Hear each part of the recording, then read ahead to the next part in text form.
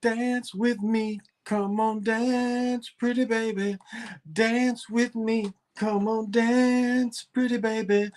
I want you and you want me. So why don't we get together after the dance? I think that is what no, it's Marvin. Marvin up here says, I want you the right way. I want you and I want you to want me too. Just like I want you. I always love this. This is what they showed on Good Times. After every episode, this is Ernrich Barnes. He played pro football in the '60s. I don't know if he played in the NFL, but he definitely played in the AFL. But JJ's art was always his art. And I had some friends that had a copy of this back in the '80s, and I always admired it and was able to get this. I think I'm going to even get a couple more, get a couple bigger ones. I just love, and of course, if you know, oh my goodness, the dudes who sang Lucchini, This Is It, but they kind of made their copy of this too. Um, Camp Low, I think their name is. So, well, you know how I do. I got to get rid of the interferes.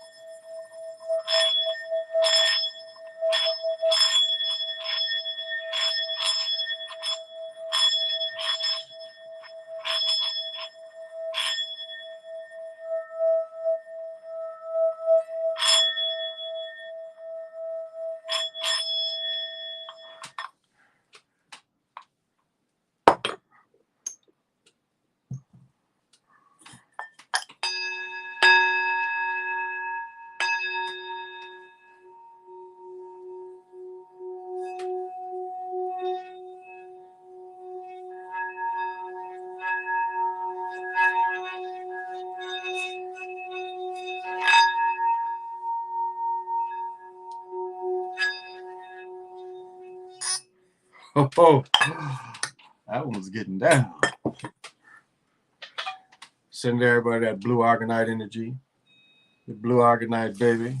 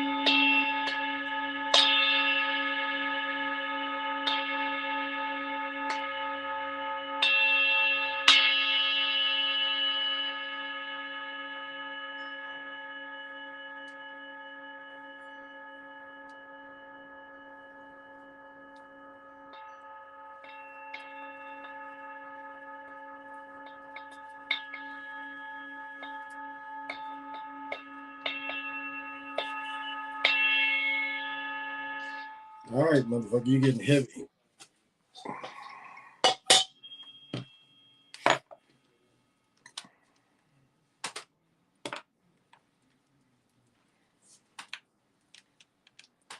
All right. Like, there we go. 1, 2, 3. Well, what's happening? Good morning. Happy Mother's Day to all the mothers out there. Happy Mother's Day to all the divine feminines. that have also had the option of raising children. And sometimes, they may not be even your own children, but if you had a hand in raising their children, happy Mother's Day to all of you for sure. Well-deserved holiday of celebration of divine feminine in the care role. So happy Mother's Day. But good Saturday morning. This is my name is Big Pontiac, and this is the Chocolate Mountain Show. This is my host, Nobody's Fool, my co-host, Nobody's Fool. I am the holder of the sacred ball game that was invented and created by the Hero Twins, the infinite sacred ball game. And I am also that one and only galactic daddy-o, welcoming all the chocolate mountaineers onto my galactic patio, from Minnesota to the universe. It was something I did want to do. I'll give everybody the Panther energy, the transformation energy, letting out your wild side. This is Shorty. This is Omic, Omeka. Omic is really the commercial name, but this is that transformation energy we give you. And this is Serpentine. The Omen worked with Jade. And they worked with also Serpentine. So you see both of those kind of substances going. And who are the Chocolate Mountaineers tonight? PJ, my man. Dread, how you doing? Very kind words. Thank you. Stacy, how you doing? Glad to see you. Glad to see you. Valerie, how you doing? Thank you for joining. Matriarch Day to the ladies. There you go. There you go, Lorenzo. That's very positive. That's very positive. Very smooth day. Got to shoot hoops with my daughter. I forgot. Tonight we are drinking Founders. Golly, I'm skipping steps tonight. We are drinking Founders beer from Michigan, Grand Rapids, Michigan. So pop them if you got them. Definitely. And look at all this. This is a porter. So don't you wish you had these chocolate mountain goodness? Don't you wish you were me right now so you could just experience this here in Minnesota on the Chocolate Mountain Show? Don't you wish you were me so you could just drink this and love it? Love it. Look at that. Look at that. Ooh, see that how it just holds?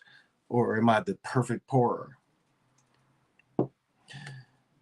Oh, look at that. I wrote you know how they do the coffee and they make the signs in the coffee? That shit's just bubbles. So it is nothing special. It's no sign. It's just bubbles. And I'm going to bring my big rig just to show it. But I'm going to tell the story first.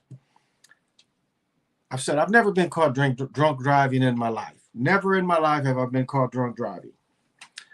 Today, I lit up my big rig and took a shower, had a great meditation prayer before my shower, drove over to see my daughter and her mother, and they really wasn't on shit, so I just came. I was going to go to the store, but as I walked down the stairs, I realized that I was funky blind 2 times 1,000. I was so buzzed where I was like, sat in the car, turned the music on, I was like, this shit sounds too good. So my day of going shopping at that time went away. I came straight back home, which is it took me 3-4 minutes to drive home. And there was no chance of getting caught doing that. So I meditated for a good, I missed the first game. I saw the end of the first game. I saw I saw about 2 minutes left. I forgot it was on. And meditated. And what was cool is one of I believe it was my great-grandmother or her mother, I'm not sure. By the dress, I want to say it was my great-grandmother. Just looking at the way she was dressed, I'm thinking it was her. And it was just a show, even though I really only met her son, my mother's father, one time. One thing I'll say about that part of the family is we knew everybody else. We didn't know that motherfucker, but we knew everybody else. I knew my great-grandmother. I knew my uncles. My uncle was one of the greatest players. And it's from the Bradley side of the family that the blessings to me and my sons have come. We apparently my uncle was in his 60s and had an 18-year-old wife. I mean, he was like that his whole life. Just was able to pull bad chicks, and so the blessing does come that went from the Bradley side of the family to me and my boys. So thank you, but it was good seeing her. It was good rushing through the different realities, and not really rushing through, but just as I said, the way they'll come if your mind flounders, if your mind goes left, right, and you don't concentrate on where you're at, you'll miss stuff. So you just kind of have to bring it in as it comes. You kind of have to you really direct it, because a lot of times it'll be like here, here, here, here, and you'll be literally moving your head. But the thing is you want to be centered with the energy. You want what's centered, and then if you sway off to your right and left and you see something, then you sway off to that, but then you bring that over so you can see it clearly. So I had a lot of that today. So we're still going with the unicorn Luca. And I looked at, I guess another model that didn't have the hole in the back. So I went back and got my cigar today, and I was trying to show. I was like, this must be a carburetor hole. That's the only thing I can figure. So it's just 5 times. That dude made fun of Umar. Umar was saying the way to connect with the ancestors is some crazy shit. And then you hold it. You see that the button lights up.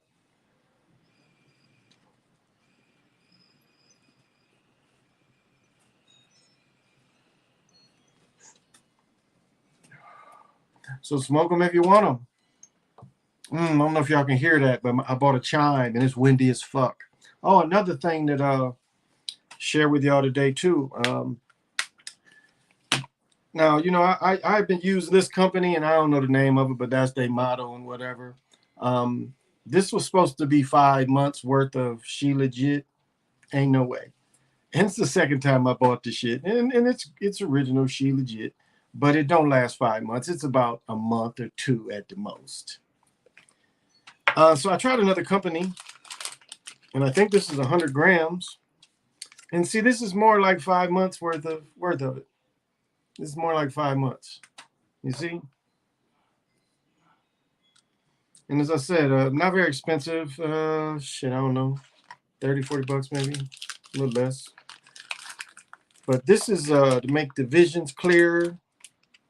I mean, it's good for you too. I mean, She Legit is very healthy mineral. It's the same as you can't really see the glow of. I turn off the lights. You see all the I've got 3 Himalaya salt lamps in my living room, and my dining room here, and then I have a charger that's a Himalayan salt lamp. It's a phone charger, but it's also a Himalayan salt lamp. So it kind of, as you put the phone on there, it kind of takes some that we was talking about a couple weeks ago, the EMF rays. So where we at? Oh yeah, I got some real good stuff. Hey Lorenzo, good day. Okay. Oh yeah, I got some bad stuff today. Well, I've had it. I re-upped a couple nights ago, so yeah, it hit me. It was like, ooh, what, like Martin Lawrence said, I got the ooey. He gave me the ooey. I did the ooey to myself because I forgot. I literally forgot that when I transferred it to the new where I put it all, the new case where I put it all, I forgot that I put some in my glass thing. I put a bunch in there. So when I melted that shit down, because with wax, or actually it's scattered, what they call scattered type of wax. And I melted it all down. I hit that shit. Woo! It was like, I took a shower. I should have known, but it was like as the time expanded, it was getting stronger. The buzz was coming in stronger and stronger. And so by the time I drove over to my daughter's house, I was really funky. So good meditation. Went to the stores later. Had a little bit of shopping to do. So. But watched the other games, watched almost all the hockey games. So sorry, Lorenzo. So yeah, it had me. It had me. First thing first, I'm rooting for the Bucks, but refs bailed them out. Jaylen Brown's supposed to be shooting 3 free throws instead of 2. Yeah, they did, but that's part of it too. I mean, it's not as big part of it as it used to be, but that's part of it too. There was a couple bad calls. Well, again, I end up watching some of the recap of it because I don't be taping the shit. Maybe I should go back through it. But as I said, I only watched the last 2 minutes of that game. I did see that play. He should have been. However, you should have known the strategy that they would rather foul you so you get two instead of three. So that should have been considered too, and that's what made me even wonder. That was kind of funky because it's like you got to get the ball up. Hey Ricky, I don't know who that is. You got to tell me who that is. Hey Anise, how you been? How you been? And I still got your pendant, Anise. I still got it. I got to get it to you. I still got that pendant. Oh, I was definitely to the moon. I was funky. We used to have a saying when I was in college. We'd be like, let's get funky blind. I was funky blind. My shit wasn't just red. My shit was like buckshot, bloodshot. uh, Racism is probably the only AJR, probably the only thing real in this world. Hmm. I mean, like it ain't really just all racism. It's classism. That's what Fred Hampton talked about. It's classism too. I mean, that's going back to the Bacon Rebellion, making all these people think they white Anglo-Saxon Protestants, WASP. That's where, the term white is WASP. But they knew that everybody wasn't that. So they had to make another term to mean the same thing. That's where they brought in white. But just because, I mean, people are waking up now knowing just being white ain't enough. It's still classism. So they put the banner of you're with us, we're not one of them, but it's still classism. Classism is what's the realest shit in America.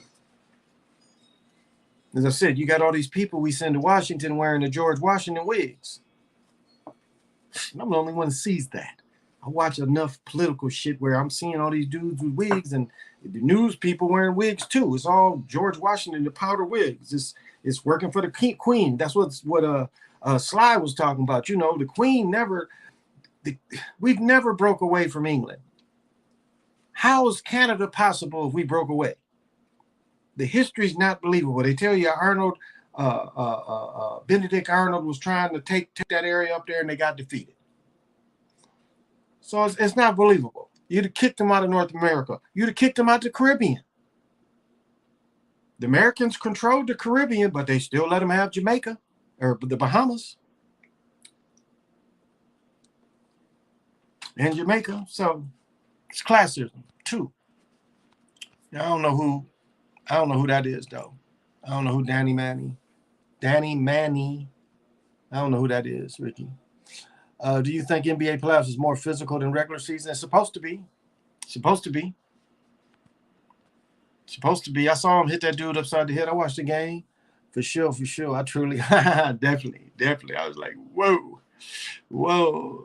It was a lot of bad calls in that game. Okay. I saw some recaps, some bad calls.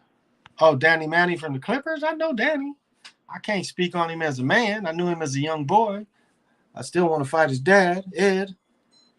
Ed with his cheating ass. Danny, okay. I ain't know that. Is that why he left George or Wake Forest? I'm okay. Was dealing with remnants of tax season. I feel that. Get that money.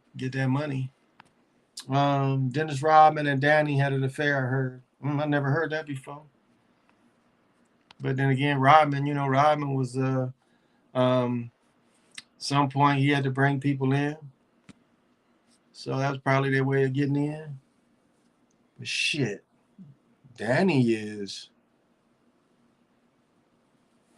about 7-8 years younger than me and Rodman. So, but that don't mean shit. Hey, Marco, how you doing? Marco.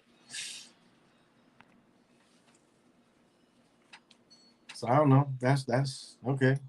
It's probably a lot of mugs could come say that they was with Rodman one way or another. Rodman had to play the part. So I won't put nothing past him. But beautiful day here. This is the nicest day we've really had. It was 70-some degrees today. So, still went out. Daddy Manny went to Wake Forest before he went to Kansas. What? What did you talk about? Danny went to Wake Forest. Nah, Danny, when Ed got a job at Kansas first. And Danny went straight to Kansas after high school. But Danny spent his senior year down there because Ed got hired when Danny was a senior in high school. Ed went down there the year before and worked with Larry Brown. But if he before he went to Kansas, you mean Danny being assistant coach at Kansas? Okay. Gee whiz, the stories that come out. For real. What's your favorite NBA series so far? I liked the series tonight. You could see a whole bunch of Golden State. I still pick Golden State. I still pick them. I picked Golden State to go to the finals. I think Philadelphia gonna win it, but it could change. But that's what I like so far. I like that series. As I said, I missed Boston and Milwaukee because I was high, but I didn't turn the TV on. I strictly forgot about it. Plus, it was good to meditate. But so I can't really speak on how that went. I don't really like Giannis and what they allow of his game and the way they help him. So I guess that's been my Utah. Not Utah, but Dallas. Don't really care for Dallas. I don't really like Luka and the way they bring him about. So I guess it's the Warriors. Philadelphia, is intriguing me because, again, that's who I feel that they're going to let in and they're going to let go all the way.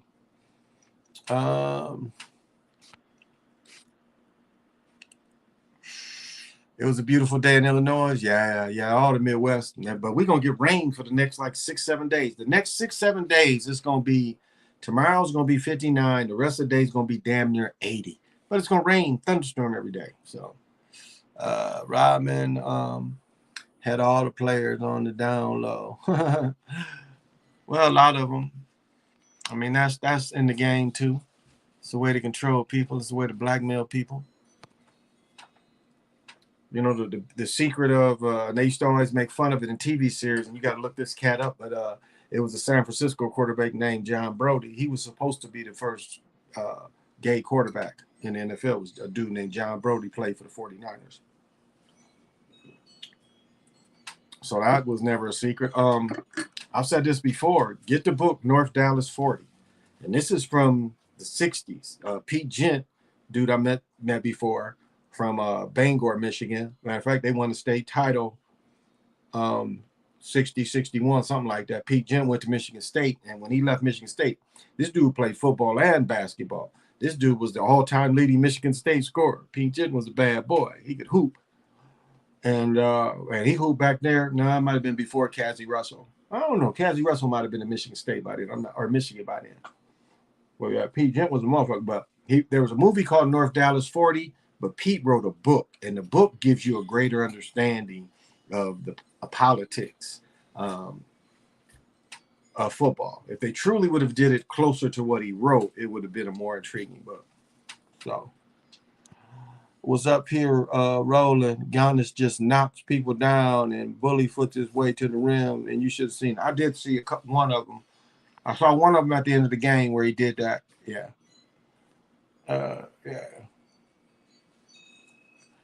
Yeah, they be on their necks, especially if you're supposed to get a refund. I'll say the government treated me good this year in taxes. I was like, right on. Right the fuck on. And like up here, we get a break for rent. We get a renter's refund. So, but this is what they do. They give the renter refunds out in August because they figure that the parents that get the refund, the parents can buy school clothes. So that's the reason they say they release the money in August. So I'm like, August is gonna be here quick. Sprinkle me again. So right on. But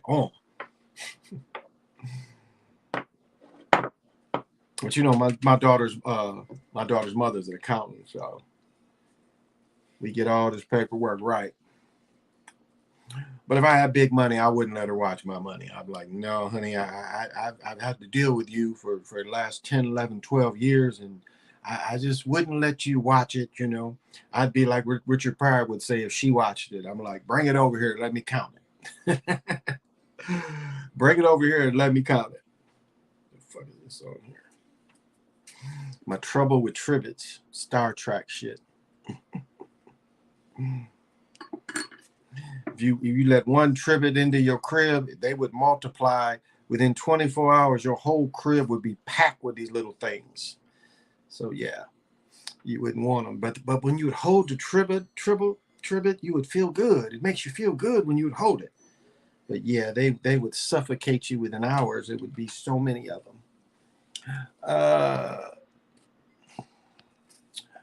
Down y'all Midwestern might be that down south. Yeah, it cools things down, but once the rain leaves, it does nothing but make it hotter. Well, I've said this before. It's nothing but water here. I mean, I live 10 minutes from a lake, if that. I live 10 minutes from a lake. You know, I live in Prior Lake. It's a big lake here. So when it gets hot, it gets sticky, humid. I mean, really sticky and humid because everywhere you go, even in the city, it's lakes in the city. It's the motherfucking Mississippi River. So when it get hot and humid, sticky humid. And it's unbearable. Sometimes you get 85, but the humidity be like high 80% humidity, some shit like that. So it gets really uncomfortable. It gets so hot and sticky. Is LeBron one ring away from Kobe? I think they're going to give him another one. I wouldn't be surprised they give LeBron a ring with his son. LeBron be like 200 years old, and him and his son get a ring. I got a pretty good amount just for me claiming myself. There you go. There you go. Yeah, they sprinkled me. They sprinkled me, so I was really happy. Mac Jones overrated. Mac Jones is overrated. I think he'll do the job. Anthony Davis, what's happening? Should Florida's humidity feels like, oh yeah, it gets nasty. It gets really nasty, humid here. And we get those sideline winds. It'd be like 90 and 40-mile-an-hour winds, 30-mile-an-hour winds, where it's just hot wind blowing on you. So, because we get a lot of that coming up from Texas, you know, swirls up. We get that. Like tonight, we getting hard winds from the south. A storm is coming. As I said, it's going to rain all day for the next week. Mac Jones overrated? I don't know. I think it's a perfect system for him. He lost his coordinator. Belichick lost his coordinator. So we're going to see, you know, who they bring in. And without running Josh McDaniels' system, can they be successful still? Because that's what Josh McDaniels, one thing that people should look at and thank him for is he favored the small, quick flankers. And, you know, Wes Walker, Armadillo, whatever his name is, Danny Armadillo, I think was his name. But those guys get jobs now. Those type of players, a lot of colleges are looking for those type of players. My best friend's son kind of fits that mode. And that is a perfect time to be that type of slot guy. The slot guy, they can catch the quick little passes and run with it. And the slot guy that can run by people. So good time for football. But yeah, it gets humid as shit here. I mean, it's I'm down on the Gulf Coast. When we water warm enough, that's when the hurricanes come. Damn. Yeah, I had a friend who was down in the Gulf area of Florida, and she was saying how she lived through some hurricanes and shit. I'll say this. I've had blizzards. Now, last winter, we didn't have a blizzard. We didn't have any blizzards. Year before, we had a couple, but last winter, we didn't. But I would rather have a blizzard than a hurricane. Blizzard, you know, it's just, they clear off the roads eventually, so you just drive slow. Now, this will be my first winter coming up with a car instead of a truck. Because that old daddy wagon of mine, that old Ford Freestyle, yeah, I've said before, when wasn't nobody getting through a blizzard, the blizzard of 12, I think it was, I got through. I'm seeing all these brand new trucks. They ain't getting through. Matter of fact, I kind of pulled a couple of them out and stuff. So I got through. They wasn't getting, and this wasn't even, my tires was shit. My tires were shit, but that car weighed so much, and then it's the same Volvo system. And the four-wheel drives on that car would just grip the road, even the tires was shit, and still get through. Lorenzo, Are you down there by the mall and the casino? I remember, because my people are from Macon, up in northern Mississippi. That's where my people up from by Tupelo, Natchez County. That's where my father, my grandfather, my grandmother, they was all born up in Natchez County. Shit, we got all them records. You can still get all them records. But yeah. So my people are all from Mississippi. My dad, as I said, my father was born in Mississippi, and both my grandparents was born in Mississippi. So you should come to Cali. I might drive to Cali. When I say do sip, I mean Mississippi. I know what you meant. Yep, yep. But are you near that casino? That casino is what? A casino, a mall, and a big old golf course? I might make a trip to California. Go to California and do a show with Jody and Sly. Just take a week and just drive. That's what I'm thinking about doing. Heading west, just drive. My family's from Holly Springs, Mississippi. Okay, bet. Okay, yeah. Hurricanes lift things off the ground and tear roofs off of houses. I'd rather deal with blizzards. I done lived through two major tornadoes. I lived through the tornado in Michigan in '88, and I told this story before about a tornado. We had played ball. We had played basketball, pickup ball at Western Michigan University. We had went up to the college, and they got a court where it's like 3 or 4 courts, and dudes just be hooping. And we had hooped there, and then we had stopped. One of my dude I graduated, his family owned a store, so he just gave us like a half a case of beer. So we was sitting in front of my house where we was going in and smoking a joint, and the fellas was gonna take off, leave me. Well, we was drinking beer, just sitting in front of the house. And then my dad knocks on the door and says, it's a tornado coming. You guys might want to get in the house. And so I stayed outside and watched it. And it literally hit a block away from me. I mean, I literally watched it a block away from me, throwing wood, and it went through the neighborhood.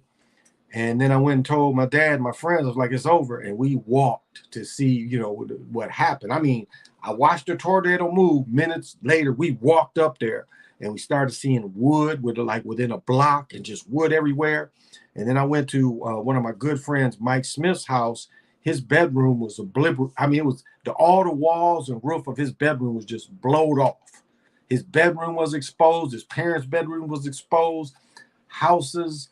It blew a church roof off. I mean, it hit these one houses. It was 2 houses that was like on, it was a cornfield still. So this part wasn't developed. So it was a house here on one side of the cornfield and a house here. The tornado blew this one up, and the tornado literally blew this one up. All that left of the first house it hit it left the garage door standing. The garage door, it was no house there, but it was the garage door. It was a picture of that shit. No house but a garage door. So we walked in, and I mean, it literally looked like a war zone. Like that was what it seemed like. And I mean, for about 6, 7 blocks, it was like that. Just left, right, all these houses blowed up. It hit a building downtown Kalamazoo and completely blew off the back wall. It was a 6-story brick building. It completely blew off the back wall. I mean, you looking into all the rooms and shit. This 10, 15-story building that blew out all the windows of it. So,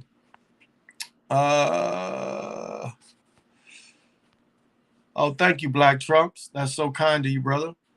Thank you. That is very thoughtful of you.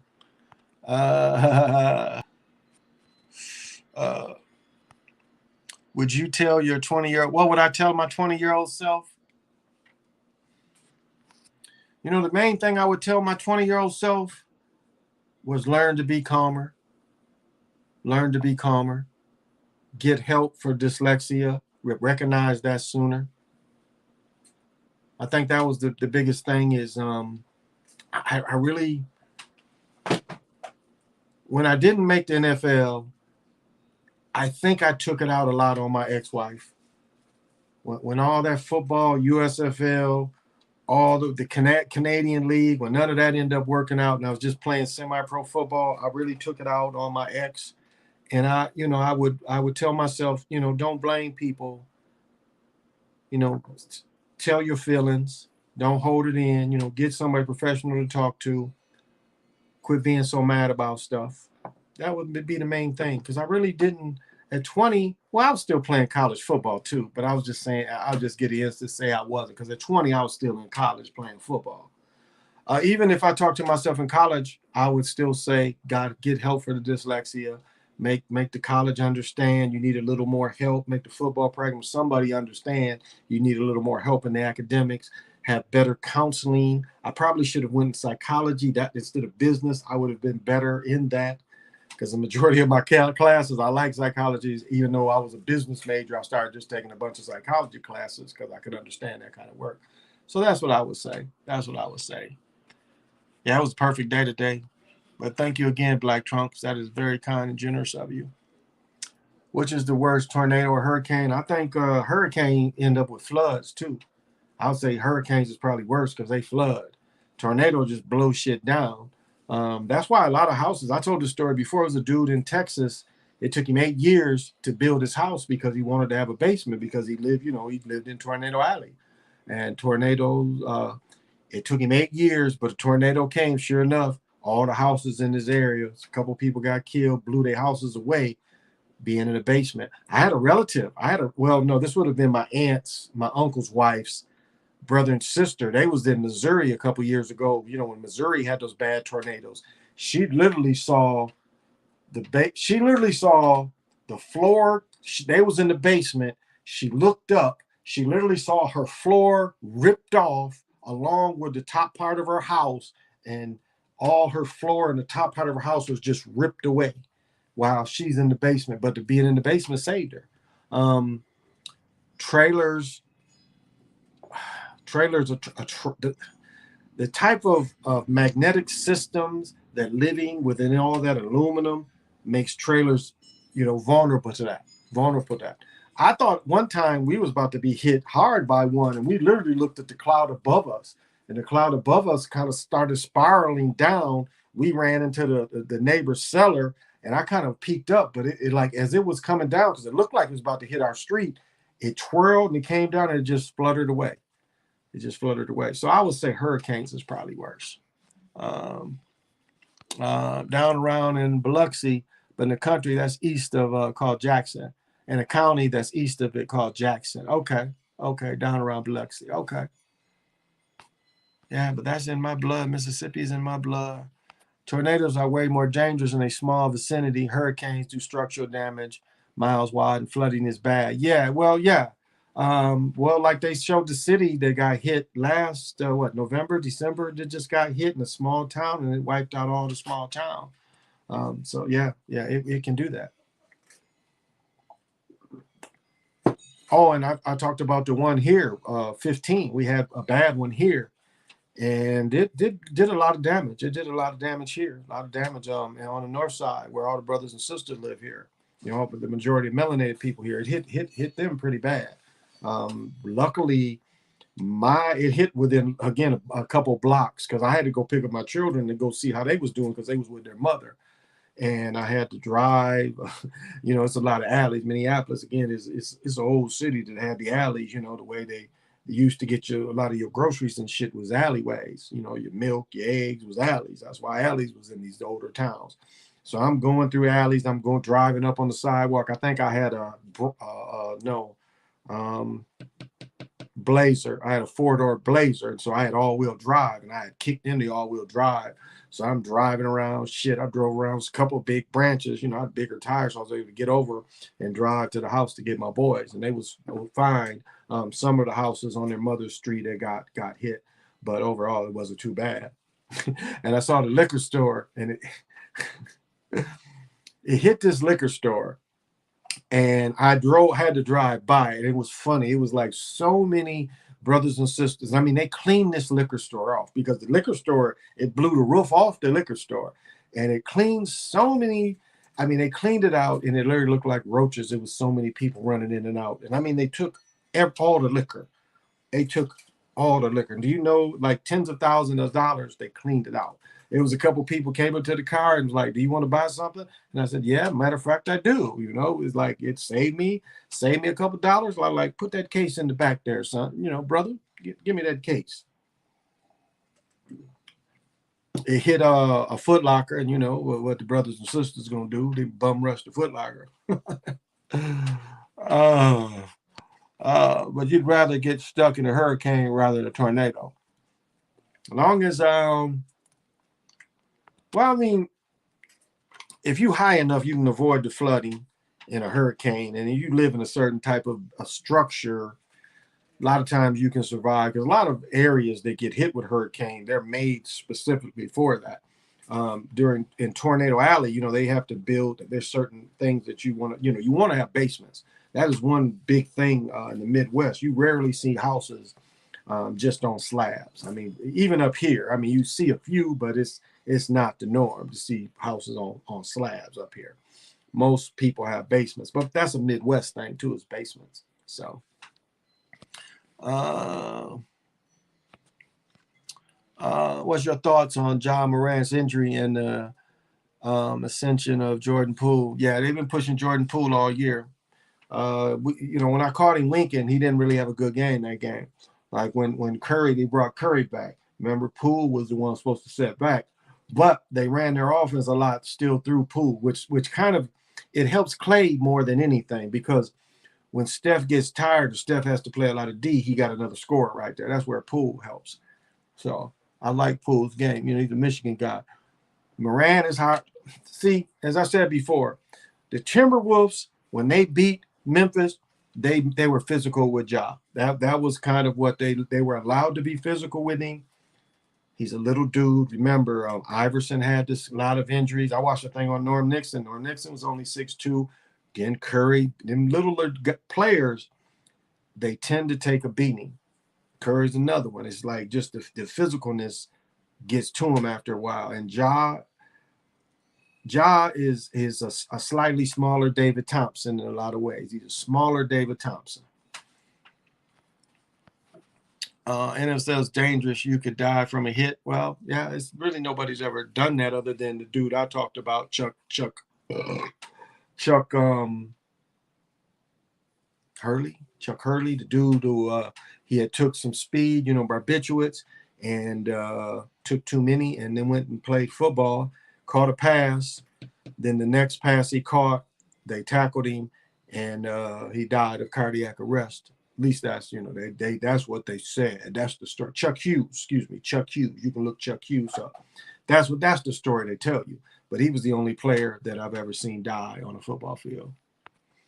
Jordan Peele has replaced KD almost seamlessly in Golden State. Never thought that would happen so quickly. The Warriors front office scouting has been the best the past 12 years. That's a good point. We get tornadoes in the SIP, but they're more in the central to northern part of the state, but they have done some damage. Yeah, we when those last tornadoes hit, some of it hit near here. We just didn't get hit in this area, but it hit some here. What do you think about back in Moses' day, how he parted the sea? Yeah, I mean, I'll say this. That's a good point, Black Trunks. He would really be a good comparison. I'll say that. Not as strong though, not as strong. But Derrick Rose again, he took a beating. Yeah. What do you think is better in their prime, Jordan, Kobe, or LeBron? Well, they each had different type of games. I'll say that. I'll say Jordan.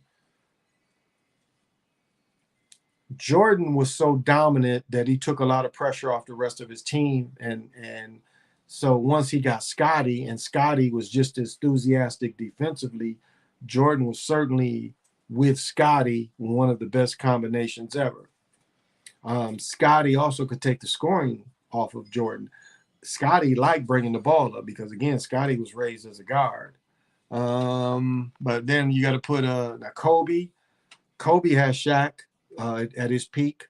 The Kobe that won the last two championships wasn't the earlier Kobe that played with Shaq. And again, Shaq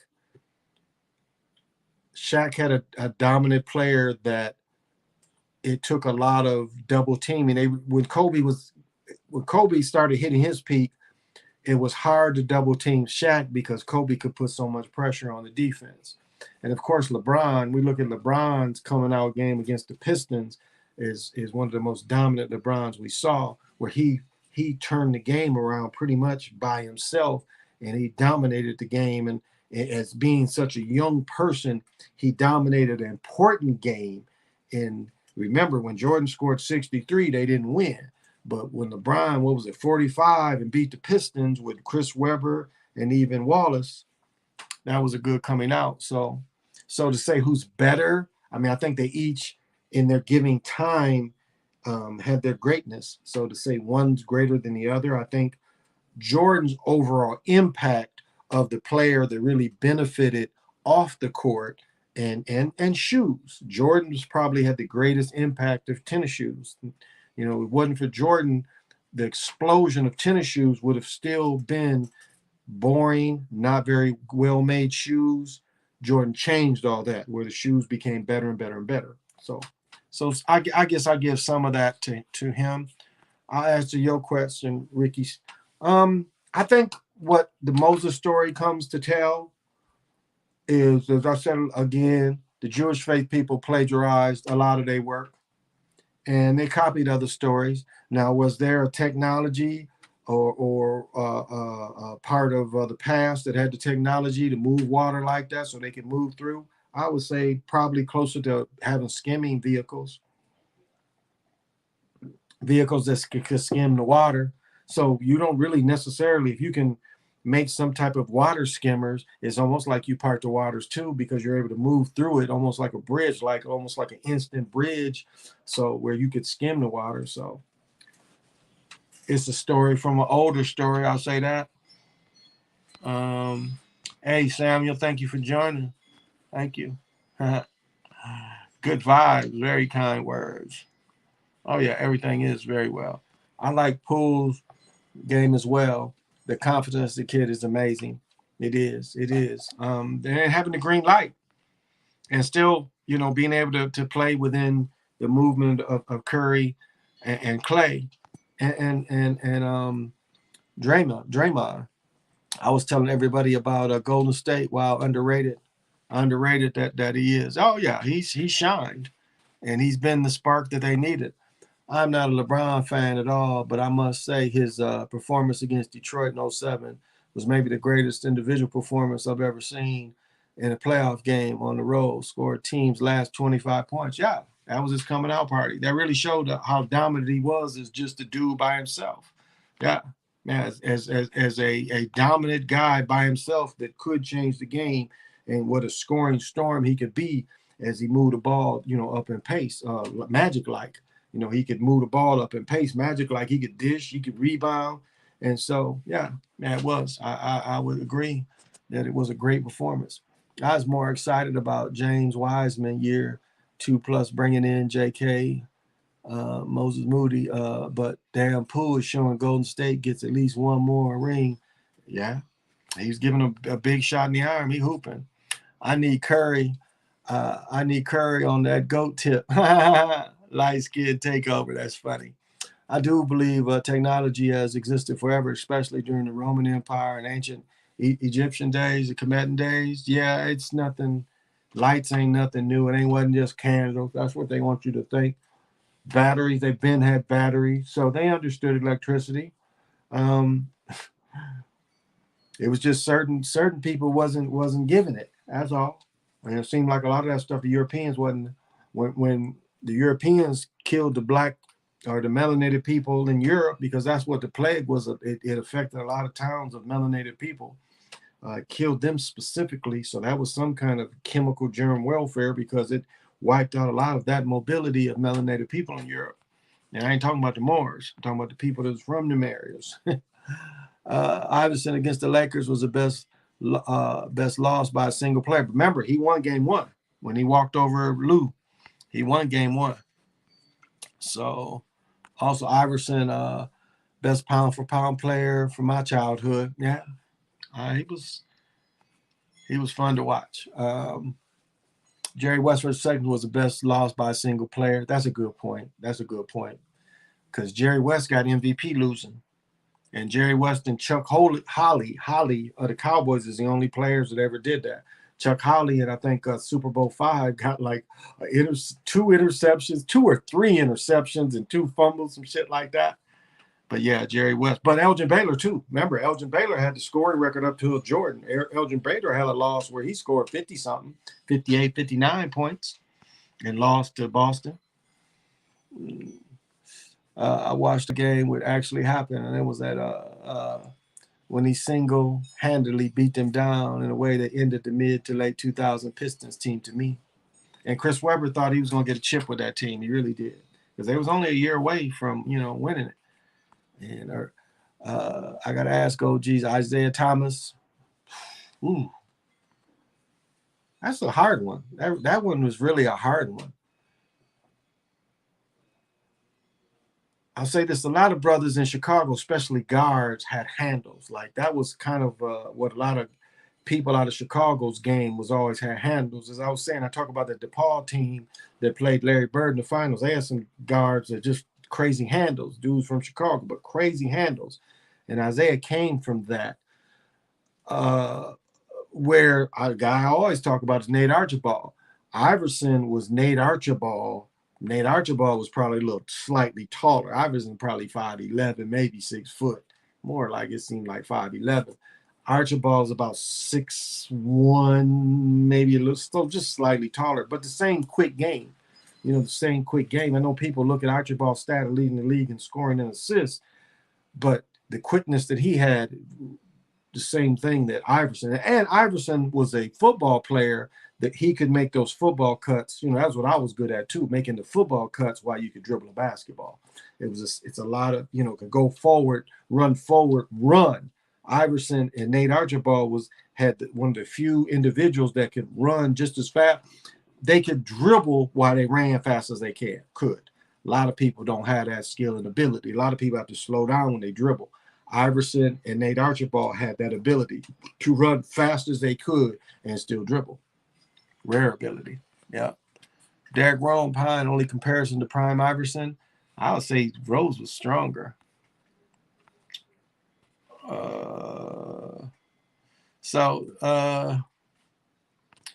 What do you think about the Cometan pyramids were used for?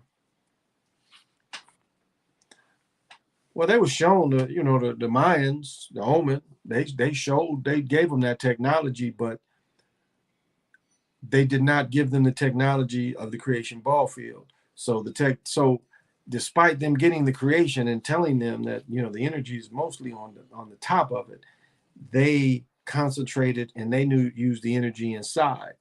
Now, Brother Bomber said something that you can consider as these pyramids move through space-time. Very well could. And so if you look at all the pyramids, even the ones in America, and I'm telling about El Dorado, Shangri-La, all those things still exist and are still elevated above where we are. It ain't heaven or nothing. It's just this is a dimension that lives around us. They was able to move up again.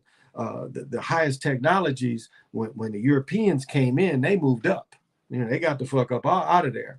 And I don't know if you want to say they left the people that was cursed out, whatever you want to call that. So to say, there were several uses, wasn't one use. They did it. The Cometans did it different than what they did here in America. And here in America, you could use them for healing. You could put a person up in there for healing.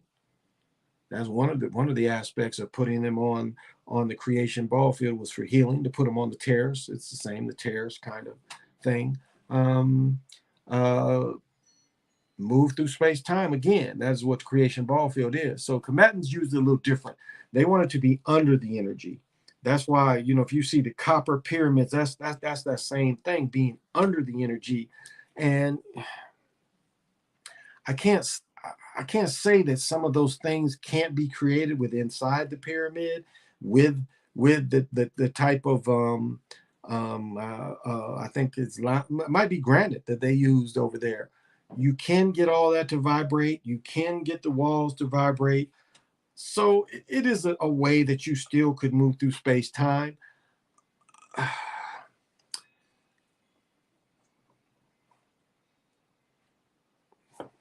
I guess what I'm just pondering now is, well, I'll say it simply. I can't say one is better than the other. I see a limit being inside. and having the energy over you, that's kind of limited, because being on top of the energy, you're going to get more of the maximum input compared to being inside. But once, if that's how you practice it, you can, again, you can hit these other dimensions that it's used for by being inside. So both of them little different practices around the world. So AG, I gotta ask OG, what player are they pushing to win it this year? I think it's Embiid.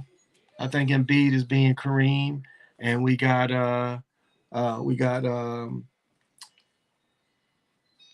what's his name being Harden being Oscar. Sean Kemp, the Rain Man, was oh yeah, I've told the story before. I knew him when he was 15 years old. We used to play ball with him. Only compared, yeah, I say that he was stronger. Jerry West is the only player to ever win the MVP Finals on a team that lost. He's a logo for a reason. Oh, he put it on people. I mean, even Boston had like Jerry would have Jerry and Elgin against 5 Hall of Famers, 2 Hall of Famers against 5, and it was, for some reason, Boston dominating held the NBA together. That's, people like dynasties to hold the NBA together. The NBA thought it was best to let Boston win 9 in a row. So, I didn't know that, Black Trunks. Wow. Um, MJLBKB according to ESPN. Okay. Wow. That was the Lakers' only loss in the playoffs. They beat the Sixers in 5. Also, Kobe won his second title in his home city. Kobe said that's what was one of the most disappointing moments. I looked at the money. That was the only game they could win. So the bettors suckered everybody. Because when I heard it, well, no, I wasn't working. I watched that game, and I just came out of that like this was a gambling game. This, because I watched the money and I took a couple bets, but I just saw all the money and I'm like, So I ended up taking the Sixers on that one. I just watched the money and the point spread. I'm like, there's something going on. Just the way the money was moving, I was like, there's something going on with this game. And I figured, I was like, oh, this is the only one they can win. Okay. Bucks win it all. I don't think this year. People are bored. They lost in ratings last year. Mr. Lamblock, how you doing? Lamborghini leg lock, how you doing? Thank you for joining. The Mayans are here hiding in plain sight. Oh, absolutely, absolutely, they are. That's what all that Lindar stuff is. These are generators. These are generators. That's why they want to find them all. They want to find all these generators to try to get to that technology. And I'll say this: they probably are dealing with these people. They've uncovered so much where those people, the people in these different dimensions, is like telling them, you stay, keep looking at this shit, and you affect our stuff, and see if we don't blast y'all. That appears what's going on.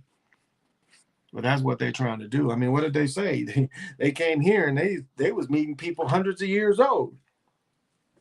When they came to America, the Europeans were seeing all these people, and they like found out how to conversate, and they was asking how old these people was, and these people was like hundreds of years old. There's like how they told them, well, we drink this fountain, we drink this stuff here, we drink the cocoa, and we live forever. But there's some shit over in this other part where you just drink the water and make you live forever. So the Europeans, they put them on a chase. They go, how can we do it? Just being in tune with nature. That's how you do it. You in tune with nature, you can live forever. I saw Sean Kemp dunk on 3 people at the same time. Shit, he dunked on the teams at the same time. Trick by the Light. Watch Trick by the Light. Okay, bet. Samuel. MJ won MVP, Defensive Player of the Year, and scoring title. First team All NBA, first team All Defense in the same season while shooting 50% from the field. That's a hell of a season. That's a hell of a season. MJ was playing scrubs. Well, that's the knock on Will Chamberlain, too. Clyde Drexler scored best. He couldn't go left. Yeah, and he dribbled kind of high too. He dribbled kind of high.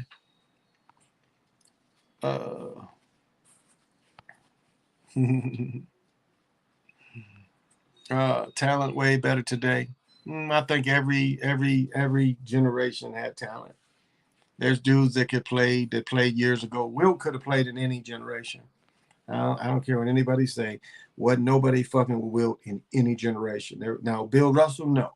At 6'9", Bill Russell would have a hard time. I don't know that his defense would be enough to keep him in the league. But again, Bill Russell could give you 20 rebounds every game. So would that be enough though? With blocking shots, his defense at 6'9", again, he would which see again, we would look at Bill Russell's game would change a little bit because at 6'9", he wouldn't have to play center. Bill Russell would be matching up with 4s and 3s. So could he play defense on 4s and 3s? Absolutely. Absolutely. Never a scorer, but could he block shots on 4s and 3s and some 5s? Absolutely. Could he still give you 20 today? He still could. Uh, they said last year was the most watched finals in a minute. Oh, really? Okay. That's interesting. But again, what was you comparing that to? Bucks win it all? I don't think that's right about last year. I disagree with that. I'll look that up again, but I don't think it was because they took a ratings hit. There's a lot of Europeans that get disrespected within the NBA history that were straight ballers. They would dominate today's game. Bird, Barry, Mullins, Walton, kick Walton out, kick Walton out. Walton was a scrub. Bob Pettit. Again, you're talking about a dude 6'9" that can score, take you off the dribble, can match up with the 3, 4s, and 5s. Bob Pettit could play in today's game too. I would add that I would replace Bob Pettit. Another dude that could play today's game. I mean, he was slow. Was Havlicek. I mean, Havlicek, a bigger Jeff Havlicek that played for Utah. Havlicek could run all day. I mean, run all day, run off picks, guard. It's what was Havlicek about 6'5", 6'6". Could play 2 3s and some 4s, 2 3s mostly. Good athlete. He'd probably fit in today. A decent mid-range game. Yeah, and of course Larry Bird could play in any generation. I mean, we really got robbed of Larry Bird. If Larry Bird was able to go into the pros at 22 and a half, 23, we'd have saw a couple better years of him. But I think he was 25, 26. Pee Wee Kirkland, his game was mostly go to the hole, but people had a hard time stopping him from go to the hole, and he would yak on people. But he was mostly an inside type of player. I thought Connie Hawkins was a better and taller than Pee Wee. Magic, oh yeah, Magic could play in any level too. Athlete that ever play in the NBA, regardless of generations. There's footage of him shooting threes with no effort, as well as he could translate to. Oh yeah, he's probably the best athlete to play in the NBA. I mean, best overall athlete. If there was ever a perfect basketball player, it's clearly Wilt Chamberlain. Clearly Wilt Chamberlain.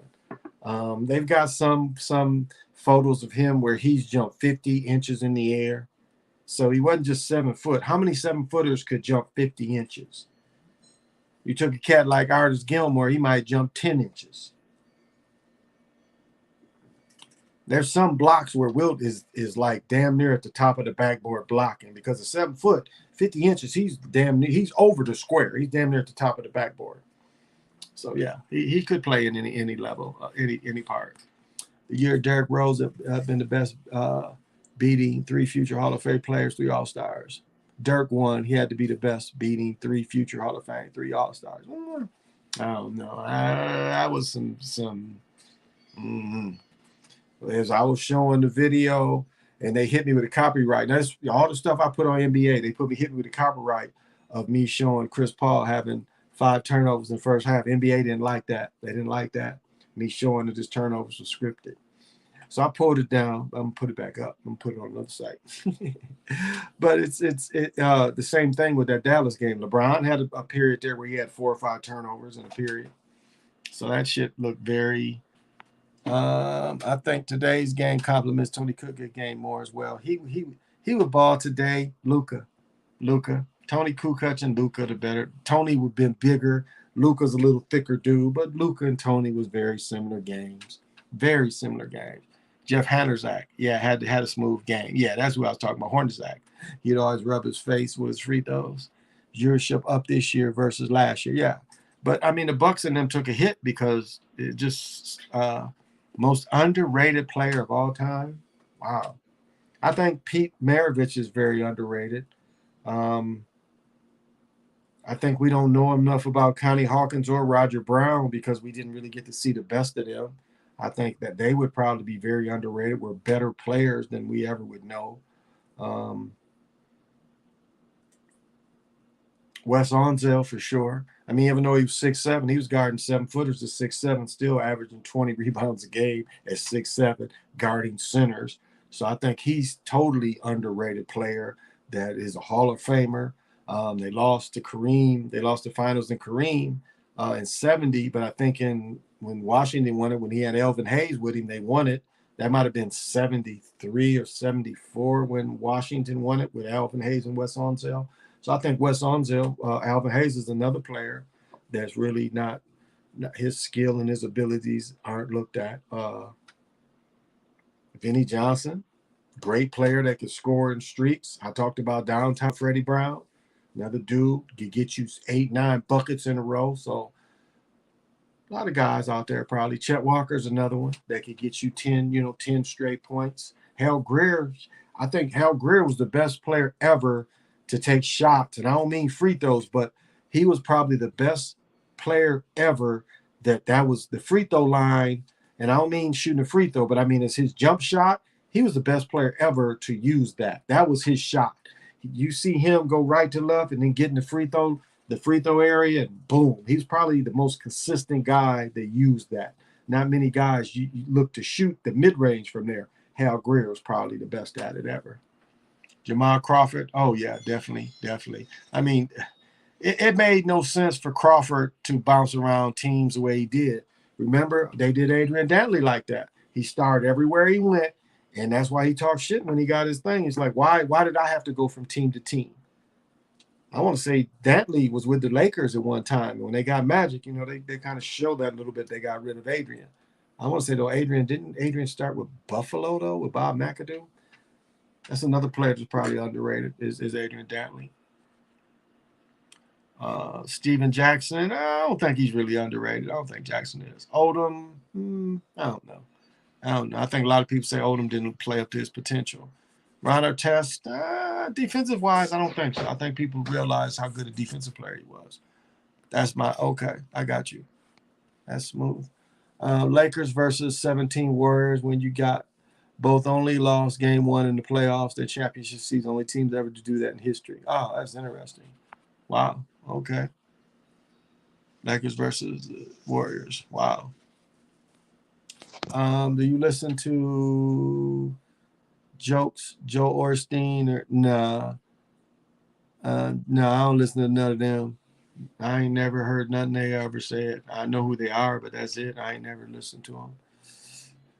Yeah, I definitely think people don't realize the push Tiny did to win, how much Tiny helped Larry Bird get his first final. People don't talk about him, how much he helped get that first final. Much as I hate Cornbread Maxwell, he's probably underrated. He's underrated too. He helped Larry Bird. I mean, he got that game where he on the line, though. He gonna get 20 free throws. So Shaq versus Kobe versus Steph Clay. Ooh, I'd give Shaq and Kobe. I give Shaq and Kobe because they had dudes that could guard them smaller guards. Kobe could easily guard Steph, and Kobe could press Steph. I'm trying to think. Rick Fox would match up easy with Clay. Now KD, that would have been because Shaq couldn't have matched KD. But I'm trying to think. Odom, and KD about the same size. And KD would have to play Odom. KD just slightly taller than Odom. We was just talking about Odom. Same size player. So I think Odom would have been able to match up with KD. Mitch Richmond, Penny Hardaway, Grant Hill Grant Hill was a taller Jordan-like player. I'll tell you this, You notice Kobe got more shine when Grant Hill got hurt. When Grant Hill, and maybe Grant Hill's a little older than Kobe, but yeah, Grant Hill got a lot of shine. As I said, Detroit, everybody was wearing Fila. Well, nobody wearing that Nike shit. Nobody. That is how Grant Hill took Detroit by storm, and everybody's wearing Fila. It's funny when Chicago would come to town, the Chicago people come in wearing the Nike shit, but everybody up in the palace is wearing Fila. Yeah. Nike wasn't selling shit in Detroit. They wasn't selling shit. Wasn't nobody wearing them Jordans when Grant Hill played. Everybody's wearing Fila. Republican Ted Cruz blamed the NBA low ratings in 220 because of them being at woke. He even had a phrase, go woke, go broke. In reality, Super Bowl, World Series, and yeah, they all suffered. They all suffered. Antoine Walker, I don't know. I never thought he was that great. I never thought, I always noticed Grant Hill was the next big thing. Oh, shit. I watched a bunch of his home games. Grant Hill, I'm telling you. I watched one game, that game where I was at, where the Chicago people, Grant Hill was matching Jordan. Bigger dude, too. Jordan wasn't guarding him. Jordan wasn't guarding Grant Hill. He bigger than Grant Hill, bigger than Jordan. And Grant Hill handled the ball a lot. Jordan wasn't guarding him. I'm telling you, before he got hurt, Grant Hill was a storm. Really was. Dr. J. No, I don't think Dr. J underrated. People knew how good he was. What happened with a lot with Dr. J, people don't understand, is Dr. J played in a couple of different generations. So Dr. J was a natural 3. He was a natural 3 in the ABA. And his first 3 or 4 years in Philadelphia, he was still a natural 3. The game changed where he was more of a 2, and he really didn't have the skills of a 2. Because look at his last year he played. He was playing guard, and he really wasn't a 2. He was a 3. And once he got older, he really wasn't able to adjust his game to be a 2. Because when the athletic ability goes, you have to adjust your game. That's why a dude like Adrian Dantley had a long career, because, again, his game was taking people to the hole, not dunking on them. But one of the greatest pictures you can see is Dr. J dunking on, and he ain't young. He is dunking on Larry Bird and Kevin McHale, and both of them taller than him. Larry Bird damn near 6'9", Kevin McHale 6'10", 6'11". And you look at Dr. J over both of them coming. That's a great picture.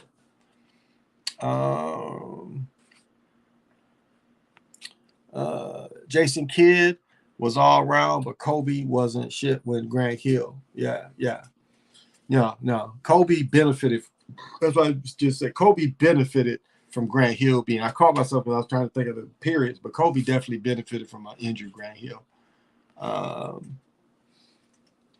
Penny Hardaway, potentially, I'll say he was a dude who probably didn't live up to his potential. It seemed like them dudes got talked into getting that fractal surgery. None of them came back from it. I don't know if y'all noticed the same thing happened to Tracy McGrady. Somebody recently had fractal surgery and came back from it. But a lot of them cats had that surgery and they wasn't able to come back. Like, they talked them in like that surgery was something new and helpful. But the guys they mentioned that had it, McGrady and Penny Hardaway, after they had that fractal surgery, they never came back. So they got bad advice. Like all the press and back in the day, newspaper, TV was huge. Grant Hill had Fila popping. Yeah, they was terrible basketball shoes, but the rest of their shit they sold, coats, jeans, shirts, hats, shit, motherfuckers did. Like I said, I had 5 Fila coats. And a couple of the Fila coats, they was reversible. I had one that was reversible. You could wear it on either side. I'm saying that shit was serious in Michigan. You ain't see that. I'm telling you did not see motherfuckers in Michigan with Grant Hill's at his peak, young. You did not see Nike in Michigan. I mean, they sold that shit, but nobody was buying that shit. Now, shoes, fires, the hoopers, I never hoop with them Filas. I tried a pair on them, like, hell no, I can't hoop in these. These ain't no better. These ain't good shoes to hoop in. So I was still buying, but fires outfits, yeah, it was all Fila. It was all Fila. Hey, Conspiracy University. Glad I caught you. Do you wear snapbacks? Because I might be able to still get this one. If you like snapbacks, I'm sending this to Brother Sean in New Zealand, but I might be able to get you this one, Conspiracy. So if you like, but it's a snapback, but it's a freaking this is the NFL New Era hat. Trying to think, who make this? What the tag say? That's one of the NFL. They call it athletic collection. But if you'll rock this, I can get you one of these. I'm pretty sure they still had another one, but it's a snapback. I didn't know if you wore them or not.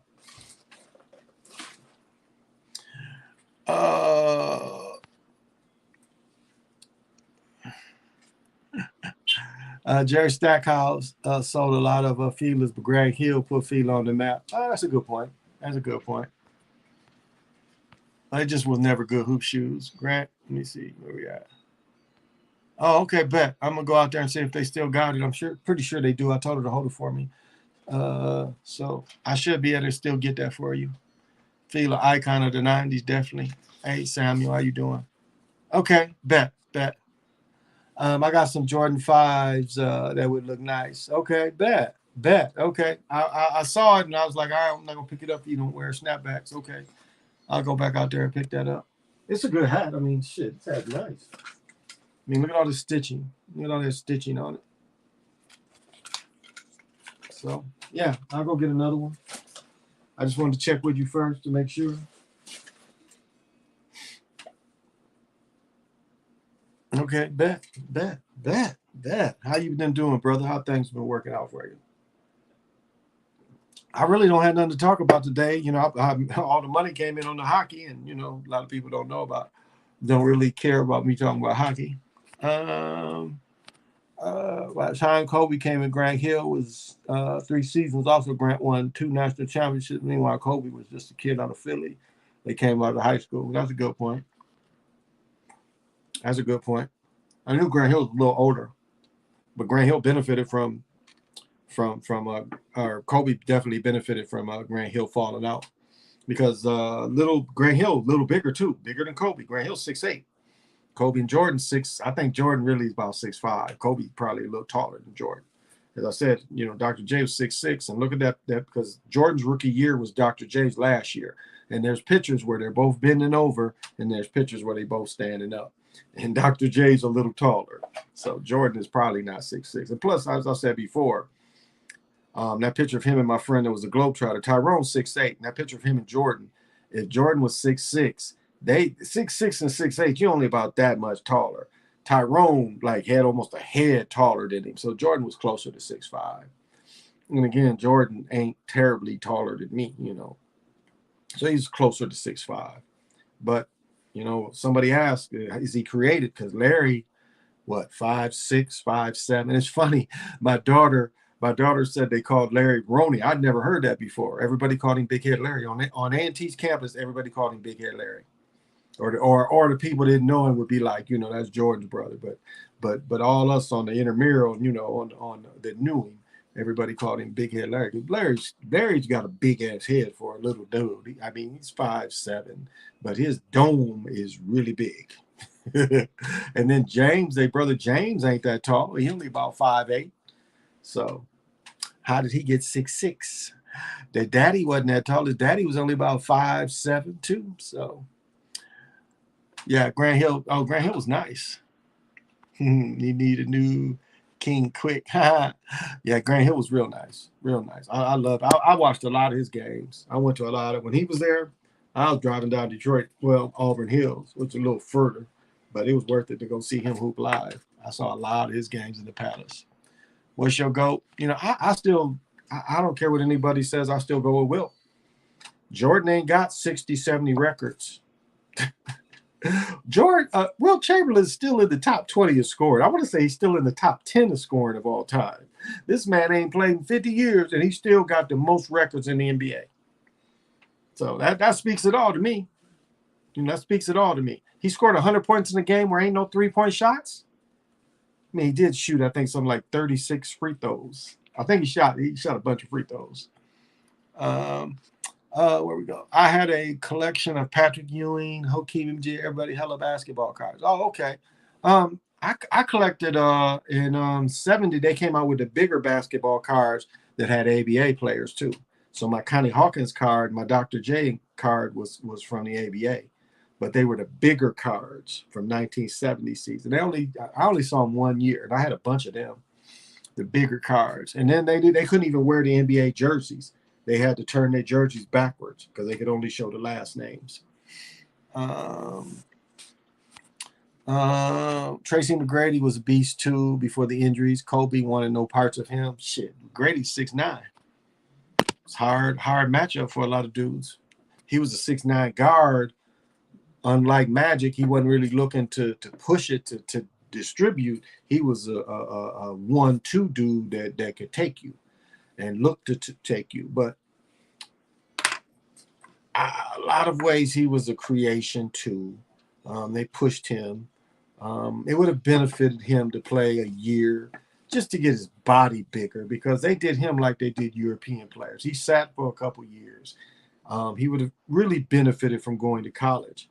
Trying to think. It's a big man. Let me get his name right. I can't think of. Dwight Howard. Dwight Howard would have benefited from going to college. He would have learned shots, extra shots. You see how they didn't do Shaq any favors. Shaq just had a dunk. He later had to, the jump hook. He later had to develop that. And I still don't understand why they don't teach the hook shot anymore. It's a shot almost impossible to block. If you watch basketball in the 40s and 50s, it's dudes, they jump shots was hooks. Dudes would be deep wing hooking off the glass with no basket manipulation. Why isn't that shot used anymore? Again, Goose Tatum was the one that invented half court, consistently making it. Goose Tatum would throw one from one side of the half court, walk to the other, and throw it on the other basket. He would make half court hooks and I mean hooks with no manipulation. Consistently could go to every town and make them shots every week. So why isn't that shot taught anymore? It was the greatest.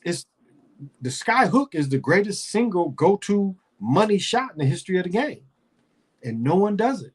Bill Walton came in with the jump hook, and that's what everybody does. Magic won a championship with a hook. They call it the baby hook when he beat Boston and them. He did a hook shot.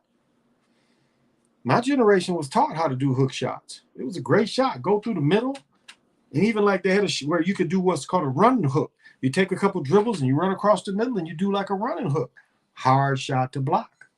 But it's not taught anymore.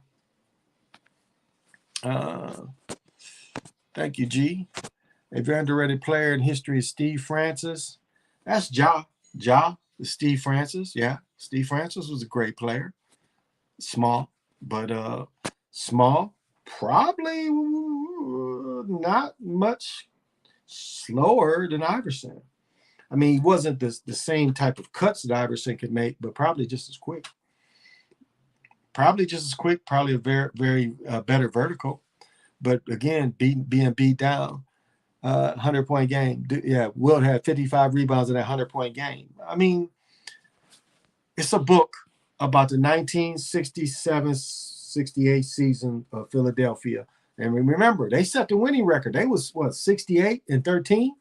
Until the 72-10 Jordan team. That record, that team was the best team ever, or had the best record ever. So it's a book from that season. Look at the stats. Wilt averaged a triple-double in the playoffs. I mean, the whole playoffs, he averaged a triple-double. Matter of fact, there might even been what do they call it when it's 4? Because he was averaging double number blocks. I mean, Wilt that season he had 67. That season was a great season when he finally had a team around him. Yeah, Steve Francis definitely could go. Definitely. But him and Ja, same kind of players. People greatest of all time is subjective, in my opinion. I feel there's only one way to determine it. Whoever leads statistic points win games. The goal is to score more points, and maybe I don't disagree, but you can't really put Bill Russell over Wilt because Bill won 11 championships. But you got to give Bill Russell was in, let me get this right. And Bill Russell was in, I think he only played 11 years, and he was in 9 finals in 11 years. 9 finals in 11 years. So you got to give it to Bill Russell as a great player as well. Now, individually, ain't have other than rebounds and block shots, didn't have a lot of stats, but yeah, the ultimate winner. But Wilt, yeah, Wilt's stats just still that 50 years later, all his stats they barely broke his scoring, barely broke his scoring. Think about the Wilt only played, I think, 13 years. Kareem to break his scoring, Malone to break his scoring. All these people had much longer careers, and they had the help of the 3-point shot, other than Kareem. But yeah, very subjective. It's flat Earth. They can push Kobe all they want at the time, but it showed he was a rookie when he shot. Yeah, the air balls in the playoffs against Utah. That made him better off to where he became one of the best closers. I think so too. I mean, it's experience. He was young, inexperienced, felt trying to do something. Nerves, even though you're young. Michael droppeth. Michael droppeth. Closes in the game. Michael droppeth. Dirk killed it with the hook shot. Shoot, Dirk had that 1 foot that all of the bigger dudes do. I mean, he you have to admit that was a great shot. A 7-footer shooting a fall away off 1 foot. That's a hard shot to block. You falling away from people. Durant, a bunch of players copy that. That is, and his points. You got to give it to Dirk. Dirk is what, top 4 or 5 in scoring all time. And so Dirk was productive his whole career. Again, you know how I feel about European players, European-born European players. But when you look at Dirk's stats, he was a great player. Great player. Dirk dropped the leg and let it turn around, fade away. Jumper from, yeah, absolutely. Yep. Plus, Dale Harris let Kobe take them shots because he didn't like the fact he compared himself to Jordan. Well, yeah.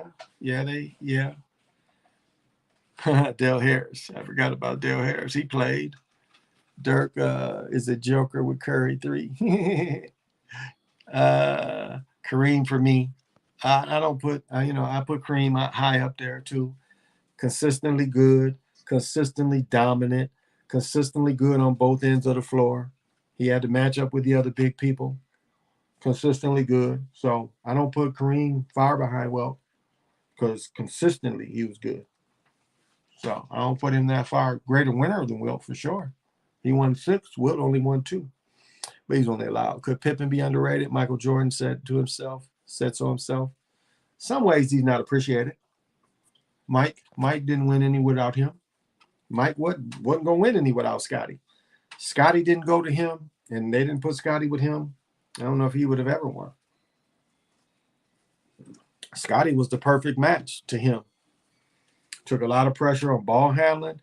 It helped Jordan because Jordan didn't have to cheat on defense as much as when Scotty came. Scotty took that job. Scotty, because he had longer arms, bigger guy, it was easier for him to cheat compared to Jordan cheating. If Jordan missed, it was an easy basket behind him. But when Scotty came, if Jordan cheated, he still had Scotty right there to pick up the slack. So they really helped each other. Scotty could play in today's game. He'd fit in today's game. Kareem was the only player you can say was a GOAT in high school, college, and the NBA. No doubt about that. No doubt.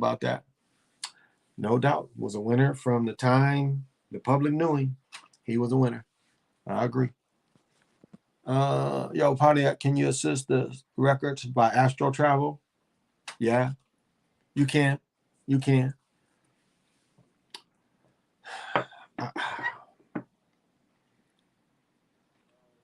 I would say that the problem that you would have at first is recognizing when you are near them. Because as I said, to look at mine, I have to go in this room that is built like the way they made newspapers, you had like almost 3 floors of a belt, and the papers was put on the belt. And there were quality checks where you could go over and look, and if a paper's, you see, and if the printing is fucked up, you could start, or there's certain, like say every third every 200th paper is fucked up, you can take that paper out. That's how I have to look at mine. I have to go to different stations and look at mine like that to go. But I was able to recognize that. I was able to recognize that was my way of being exposed to that, looking up my family history and the DNA line. So it's not the same for everyone. Another Akashic record I go to, I'm given fractals. I'm able to go in this room and this dude that looks like, what was the HBO show? He looks like old skeleton, but he gives me certain type of fractals. So in that way, that is a part of Akashic record for me. When I go to him, he always gives me these different, his fractals are different than any other kind of fractals I get. I've been able to hit that a few different times. So it's really, get out, get out, get out. So there's no really one way to hit it. The easiest way most people would say is you go down a hallway and then you can enter a door. Now, I'll say this, and I'm not trying to get morbid, but Wes Paneri talks about a middle area that you learn how to die. It's like the middle place when you die that you can access this kind of stuff. Some people get that, not everybody. But again, that's after death. You can hit that, but again, it's understanding where you are. That would be the biggest thing, is understanding once you leave your body and you see something like that, following it, going in, and you might have to hit that a few times. So that would be the only draw, I would say. But yes, you could. I'm glad. Okay, wondering if I could learn an ancestry. You could, but again, it would take you a lot of practice. DT, it would take you a lot of practice. A way it could also come in is you start seeing scenes, and the scenes, instead of actually, that's the thing. It's not really one way of accessing it, because it could come in as family scenes. In the movie Soul kind of shows where it showed his life. A way it could present itself would be those scenes from your family line. So sometimes what happens is your ancestors kind of help you get the information the way you would understand it. That's why in Soul they show him going back. But for you, it could be the same way as you're exposed to these different scenes of the family line. And then that is how you would pick up. As I was saying, I started off this show, I talked about today, I'm pretty sure it was my great grandmother. Now, the more I think about it, the way she was dressed and stuff, just showing me her love and her approval of, my spiritual journey, but recognizing her because the way she came to me. And then because a lot of times they'll come, and as I said before, sometimes when you close your eyes, the crystal will come right in. Some of the crystals are so eager to work with you, the energy comes right in. But if you haven't cleared your mind, like you still thinking about, damn, I got to go to the store and buy something. So if you close your eyes and you get into it, a lot of this might come right to you. That's why when I meditate, I know I really have to clear my mind first. So as soon as I close my eyes, it comes, I won't miss it. And so what happens is they'll appear, and if you don't recognize them, they'll kind of vanish. Well, you'll still see the form of the energy, but the clear vision will vanish if you don't recognize it. So that's the other thing, is recognizing what's being presented. So I wonder if I can learn so that's the best way I could describe it. But yeah, it's attainable. It's attainable, and signs too. Just recognizing signs. A lot of during wake hours you could get signs of who's who. So that's another way too. So it's as I said, it's no one way. It's just have the intention that that's who you're trying to communicate with. That's who you're trying to find. And a lot of times when you start that kind of thinking, that kind of what is the word? Intention. That kind of intention. When you start putting that intention out there, the first thing that will happen, as I said, you got to recognize a family member would generally come in. It'd be a guide that would come in. And the guide wants you to recognize him. And by recognizing that guide, then the rest of the family know that you're seeing it. You know, as it comes in, that you're recognizing, okay, this meditation session is all about family. So I recognize the guide, that's the family guide. I see him, and then you start seeing the rest of them, and you recognize them. But you know, it might take a couple times. So that's all. So that's all. It might take you a couple times to kind of get that. But for everybody, you know, it just keep at it. But again, you got to have that intention. You got to have that intention. You got to pay attention. You know, clear your mind so you can receive.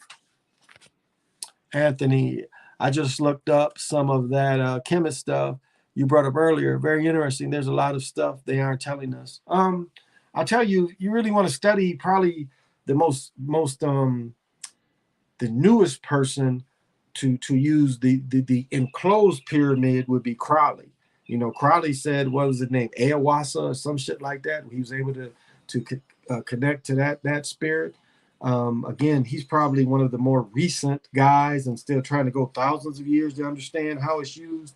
Crowley is more of a recent guy that teaches you how to use, you know, to be under. Again, I think it's for Americans, it's easier for us to access being on the creation ball field. It's just more natural for us to be above the pyramid, using above the pyramid energy. And, you know, I've got pyramids around me. You know, I've got this two stone pyramid, and then I've got a Shungite pyramid. But again, when I mess with this stuff, I look from not being on, you know, it under me. That's why I never ordered one of them copper ones, because again, I don't want that.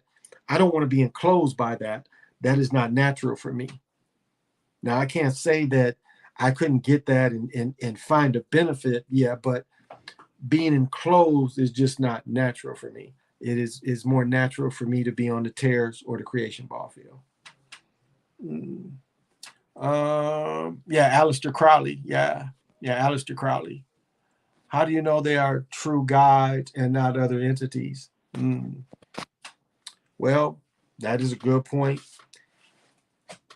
And a consistency in your work will show that, because as you know, on the Passion of Christ, he sees this little white child angel and he thinks that's the good. My point of bringing that up is here's one of the most spiritual beings they've ever talked about, or religious, however you want to look at it, the Yahshua character, yet he was fooled by the smiling white child, you know, and I'm saying the blinding light child. So if this being can be fooled by it, you can certainly be fooled by it. But consistency is a lot of times the difference between the entities coming in, because they come in and check out to see what the fuck you know too. And they prefer you not recognize them.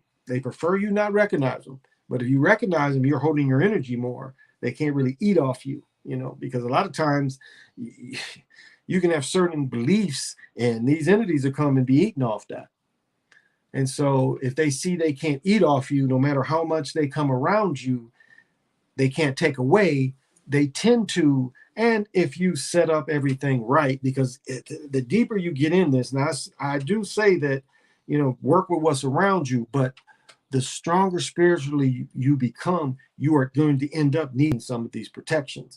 It's just, that's how it works. But from a smaller conception, you don't need as much. But if you're talking about really going into deep and really seeing who's what, the more protected you are, the more that keeps things away. And so you don't have to worry as much, because again, once you start really, you recognize the guides through consistency, they start pushing a lot of that shit away too. They'll counter the kind of energy that comes in, because again, they're working to help you in your DNA and your family line. And so they'll keep some of that away too. So can you be fooled? Absolutely. As I said before, about the biggest problem with religion is demons can do good work. You've got a demonic, Catholics are demonics. They are demonic worshipers, believers. And these demonics can do good work. It ain't like they can't make shit happen, because they can. But that's not the kind of energy you want. It's not going to be do good for you. These are soul eaters. These are energy eaters. So So that's the best way to know if the difference is through your consistency and seeing what's coming to you the most. Because a lot of times the guides come to you, and it ain't just in. Let me say this so you understand. It is not, the guides just don't come in while you are, you're trying to astral plan or you're meditating. It's in everyday life a lot of times too. As I say, when I start seeing these crows come around, I'm like, they're telling me pay attention today. Or if I see a crow in the road or something, they're saying pay attention. You got to pay attention. And a lot of times nothing happens, but it's like they give you warnings. So there are a lot of warnings that can come. Numbers, it's numbers that you could see. Christina, I'm trying to get Christina on because she does sell crystals, but Christina will start seeing she's a big believer in the 111 and the 222. She kind of sees this as ways that guides speak to her. So again, it's not one way, but it is understanding what is coming, because there's a lot of ways that they try to get in touch with you. So there's no one way. It's not one spiritual person, and it's the same for everybody. It's different, but it's just recognizing the pattern. That's the biggest thing, is recognizing the pattern, that there's something there that is giving you a positive push. So of all the world's information is stored on rocks, literal rocks. It's crazy. Well, that goes into I want to say I sent Barbara my Lemurian crystal. And that's the part of what Lemuria left us, is most of the Lemurian crystals are found in Brazil. And they're supposed to be, they just put a couple movies on a little speck of a salt kind of thing. So these Lemurian crystals have a lot of that information in them that come from Brazil. And I ain't trying to sell them or nothing, but like I told Barbara, when I gave that to her, that was the only one I ever had. And you hold it, and it's quartz, and it has the striations on it, and you start pushing that down, and you work with it like that. So Lemurian crystals are a way to touch with Lemuria, because again, a lot of people don't even think about Lemuria is the one time when everything worked together, where you'd walk outside and you'd hear the grass talk to you, you'd hear the tree talk to you, you hear the insects and the animals talk to you. It was the only time of known history where everything worked together, where we didn't kill nature, we didn't fight nature, we worked and lived amongst nature. And so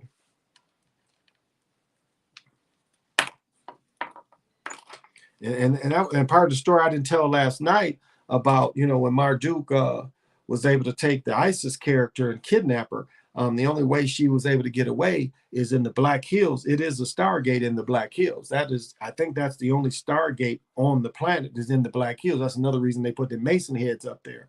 But Lemuria was the strongest in that area. I've said before, if you looked at Lemuria going from California to the Midwest, and then you would look at as what would have been called Atlantis going from the Mississippi going west of the Mississippi. That's kind of how you could look. I still think Atlantis ain't real, but Lemuria was a lot of the Midwest area, was the strongest areas. And so this Isis was able to get away and go to real space through, and this was the one place that Marduk couldn't go. He couldn't penetrate that.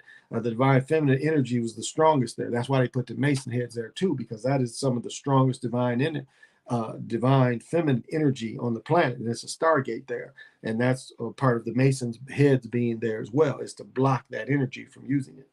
That's why they put it there and stole it from people. And even Crazy Sarge said that the Crazy Horse native, they felt that even that, and again, how did that man be able to buy a mountain? That's not for the people. So it doesn't really counter, it doesn't really counter. It's still a male lock.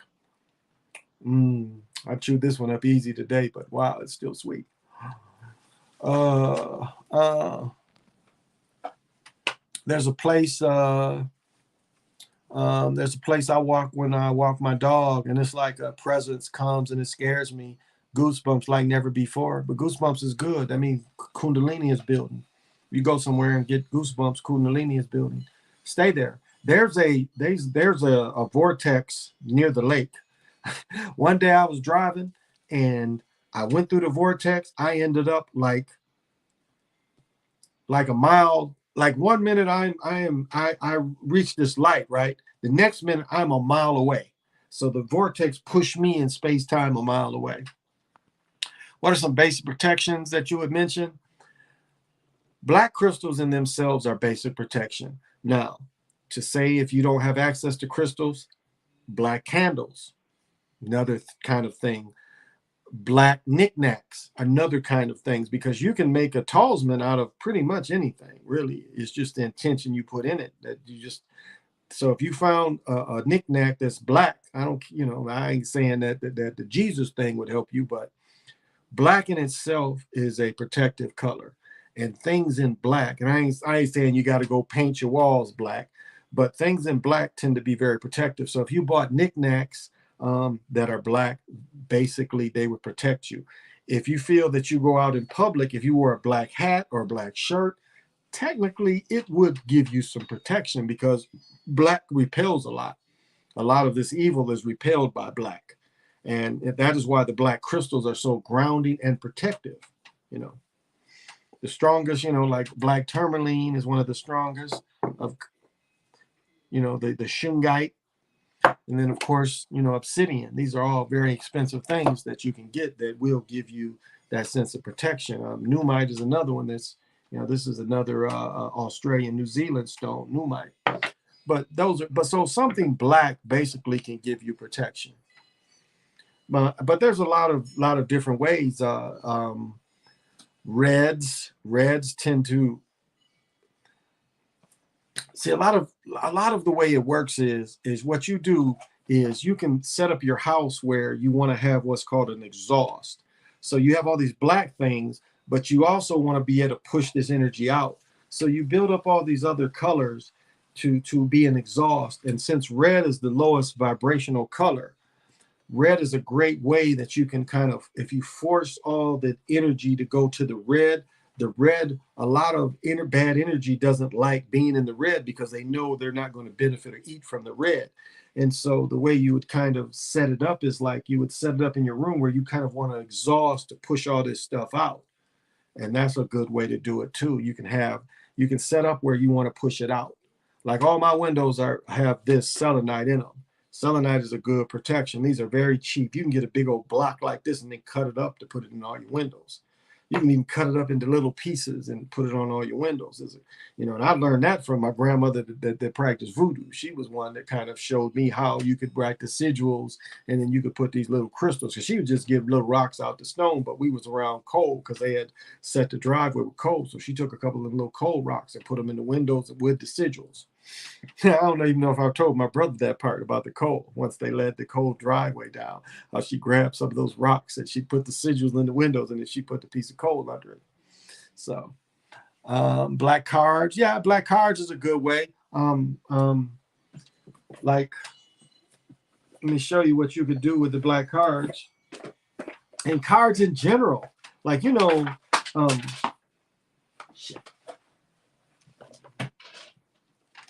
The playing cards is based on the tarot cards. They're based on that.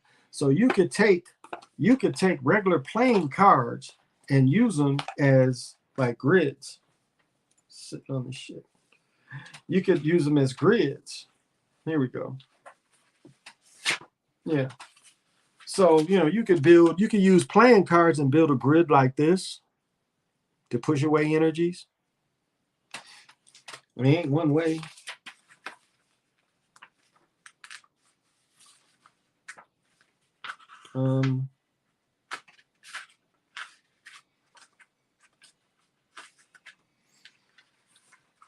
This one's a little, but this one even in this shape and direction, this one's more complicated. But that is another grid you could use with just playing cards. Diamond, and a lot of times you want the energy because the diamond shape is an expander.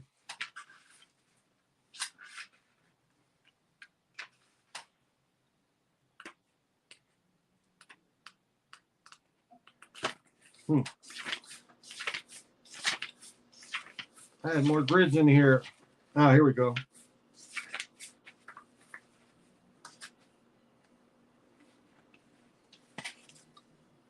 One of the simplest grids to put together would be a grid like that. You could take playing cards and just, make a simple grid like that. This is a little more sophisticated one.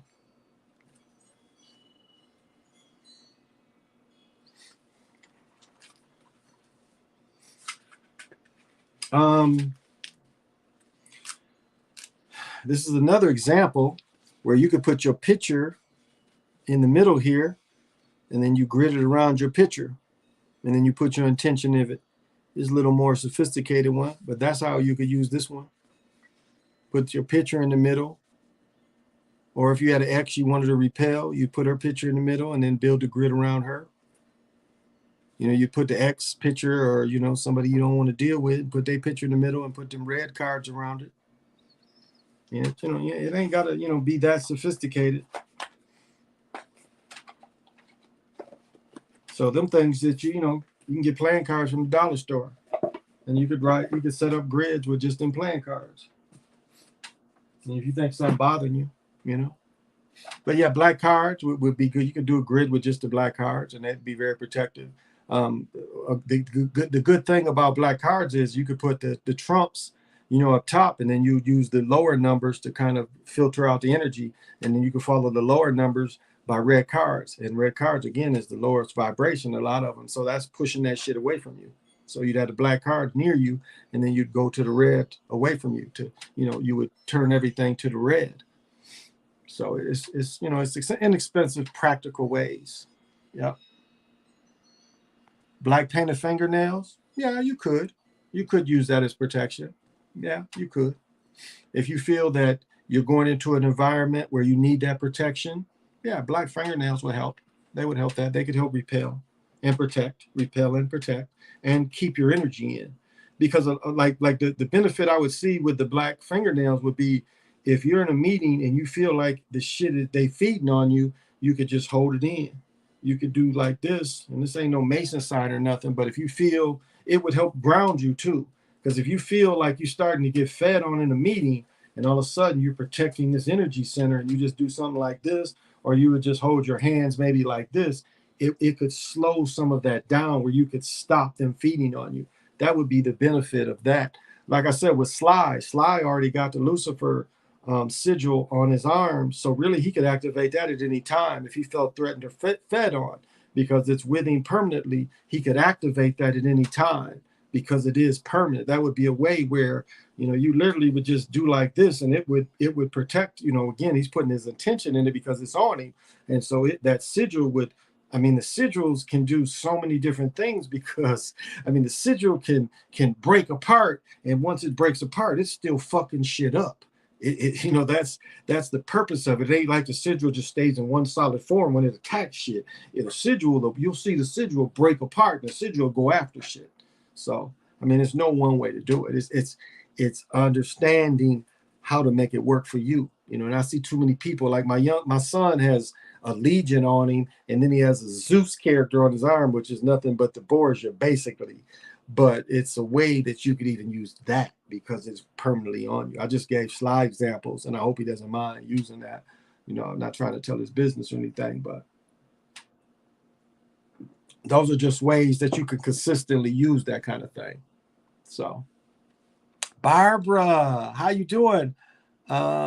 Need reading, direction, and guidance. All right. Email me. And did you see the shirt? I showed your shirt last night. I didn't bring it out, but did you see your shirt? I bought you. You're gonna love the material. It is like this stuff. This is thicker. So this stuff is thicker. It's thinner than this. It's nice. I almost got you the Loon shirt, but it's soccer. But you'll love the Team Timberwolf shirt. So I got you a Timberwolf shirt. So yeah, if you need a reading, yeah. Hit me up on my email. We've talked before, so we can talk. Just give me a call. And if you don't have my number anymore, just email me and we'll talk. And yeah, no problem. Definitely will give you guidance. I'll give you my opinion. But yeah, no problem. Any ideas for a tattoo like that? That's a tough one. I can't really say. I would say, because that comes from the Goetians. If you ain't studied that stuff, I would stay away from it. until you understood it.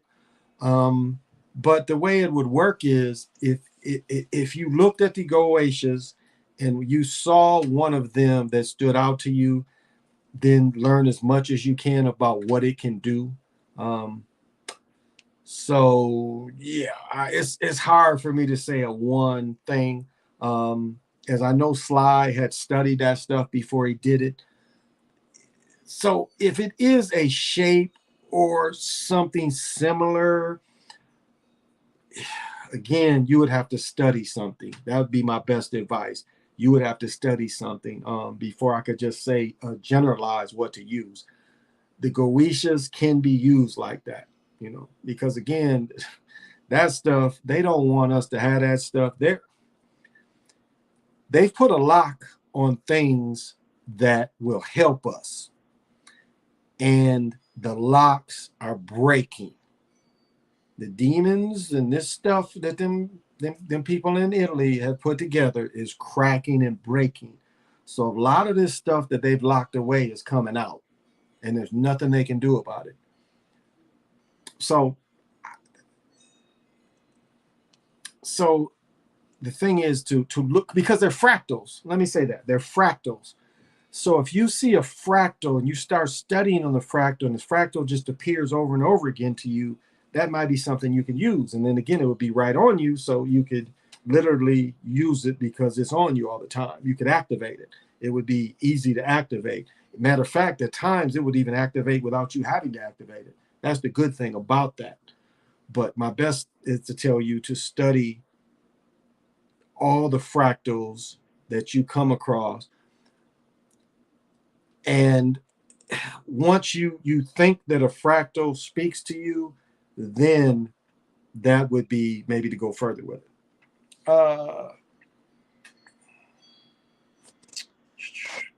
I'm I'm basically obligated to stay away from that, but I need all the protection I can get. Wow. Okay. Yeah. Yeah. And I mean, if you're obligated to stay away from it, yeah. But there's others. There's other things. There's other things. There's other fractals, and that's what you understand is fractals. Fractals are like paths when you leave your body, when you go into the astral, the ethers, whichever level you're able to get to. Fractals will appear over, as I've said, when you first close your eyes, fractals that come from you start appearing, because what happens is your spiritual side knows the level you're at. So your spiritual side starts releasing fractals that you would understand. And so once you'll start seeing the same kind of thing. a lot of energy there. You'll start seeing the same things over and over again. So that could be what's for you. So you would see fractals. So say you just meditated for 15 minutes and then you went out to your daily life. If you start seeing some of the same fractals you saw while you was meditating, those would be fractals that would work for you. So that's the best way I could put it. So in all the stuff they claim is bad or evil is actually good. I always thought that. What did Eddie Murphy say in Vampire in Brooklyn? Evil is good. You don't want to get rid of evil. You want to get rid of wicked. There's a difference between evil and wicked. I don't know if y'all watch Saturday Night Live. At first he said, what did he say at first? He said at first, he said, I play a sorcerer. But then he said a sorcerer doesn't wear a cloak. So he's a wizard. I don't know if people caught that on Saturday Night Live. That's what that cat said. And I guess I should have did a little short video. But again, the sorcerer's source, the wizards tend to work with wicked. So it's not that is like Bobby Hemmings said. Bobby Hemmings said it best. They scaring you out of your own shit. And that's the problem. Oh wow, I'll go look at the video from last night after you live tonight. Thank you. Look at I'm wearing. I bought one. I like them so much. I bought one too. So look at 2 shows ago. Look at the show from Friday night, I think. No, Thursday night. Look at my show from Thursday night. I'm wearing one just like it. So you ain't got to just, because I only show it for a minute and last night. But if you go to my Thursday night, Friday morning show, I'm wearing it. So go back to that. I'm wearing it. And I got you the same one. But it's the green. I love their stuff when they mix the green with it. So I bought you the same shirt. So yeah, go 2 nights. Card number 1. So yeah, that's the best conspiracy. And I'll talk to you. I found your number. I thought I lost it, so I locked it in my phone because I knew I took a screenshot. You know, I got this dyslexia, so it takes me to look at shit. You know, I'm like, damn, I thought I had his number. So we'll talk. And yeah, I get it's a bunch of fractals that you could look at. That you know, as we talk, I can point you. You know, just seeing where your interest is, because that plays a lot into it too. What is your interest? And so once you know, I would know your interest, and I can say, well, these fractals could be in that. So as I said before, you know, since the creation ball field, you know, the terrace came to me first, you know, and then I learned like, wait a minute, there's something beyond it. The ball field is looked at as creation. I was like, oh, so it just, you know, different steps to take you higher, take you higher. Yeah, yeah, do that. You can see it. I'll send you that one for sure. I'll send you that one because I got it. I still got it. I took the hanger and everything from where I got it, not Walmart, but out of the store. Paid for that stuff, and I took the hangers. And I went to Walmart. Oh, and Sean, if you watch me, Walmart got Cook jerseys. So let me know what size they got Cook jerseys in there. Because I'm having a hard time finding Viking stuff this time of year. This time of year is mostly Twins, the Wild stuff. But the Viking stuff, I'm having a hard time seeing. Walmart was the only place I saw Viking stuff. Just finding, you know, the cool shirts and jerseys and shit. So, yeah, because even Lids didn't have a lot of Viking stuff. Not like, you know, summer wearing stuff. They didn't have a lot of that. They had mostly, you know, the thick hoodies and stuff. It's summertime. People don't want to wear the thick stuff. You want stuff you can sport out. So yeah. It's a new channel, but I'll be putting out calls daily. Oh, okay. I bet on sports. I bet on sports. I practice to see how I can stay with it. I've been around that kind of, you know, my dad was a gambler, so sports cards and that kind of stuff. When I was in sixth, seventh grade, everybody called me to get scores. Like dudes wouldn't watch the games, but they knew I watched the games because my stepfather was the one that got me. Like he'd always bring another TV out, so we'd watch both games as they going on. You know, back when it was CBS, NBC. You know, that's who had the contracts before Fox was CBS and NBC, and always one of the games was double headers, and so I watched both games and get the scores, and then you know they showed the scores of the other games. So a lot of gamblers would call me. It's like, what was the score of such and such? You know, they didn't watch. They didn't watch the game, and then whenever they see me, they give me a few dollars. But they knew I stayed on top of it. They knew I'd watch the games. I write all that stuff down, and so they called the house, and my dad would start laughing. And he's like, "So and so want to talk to you." He's like, "Well, who won the games? What's my money looking like?"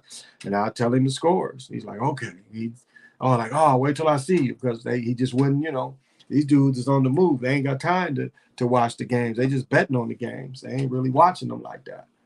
They just hustlers.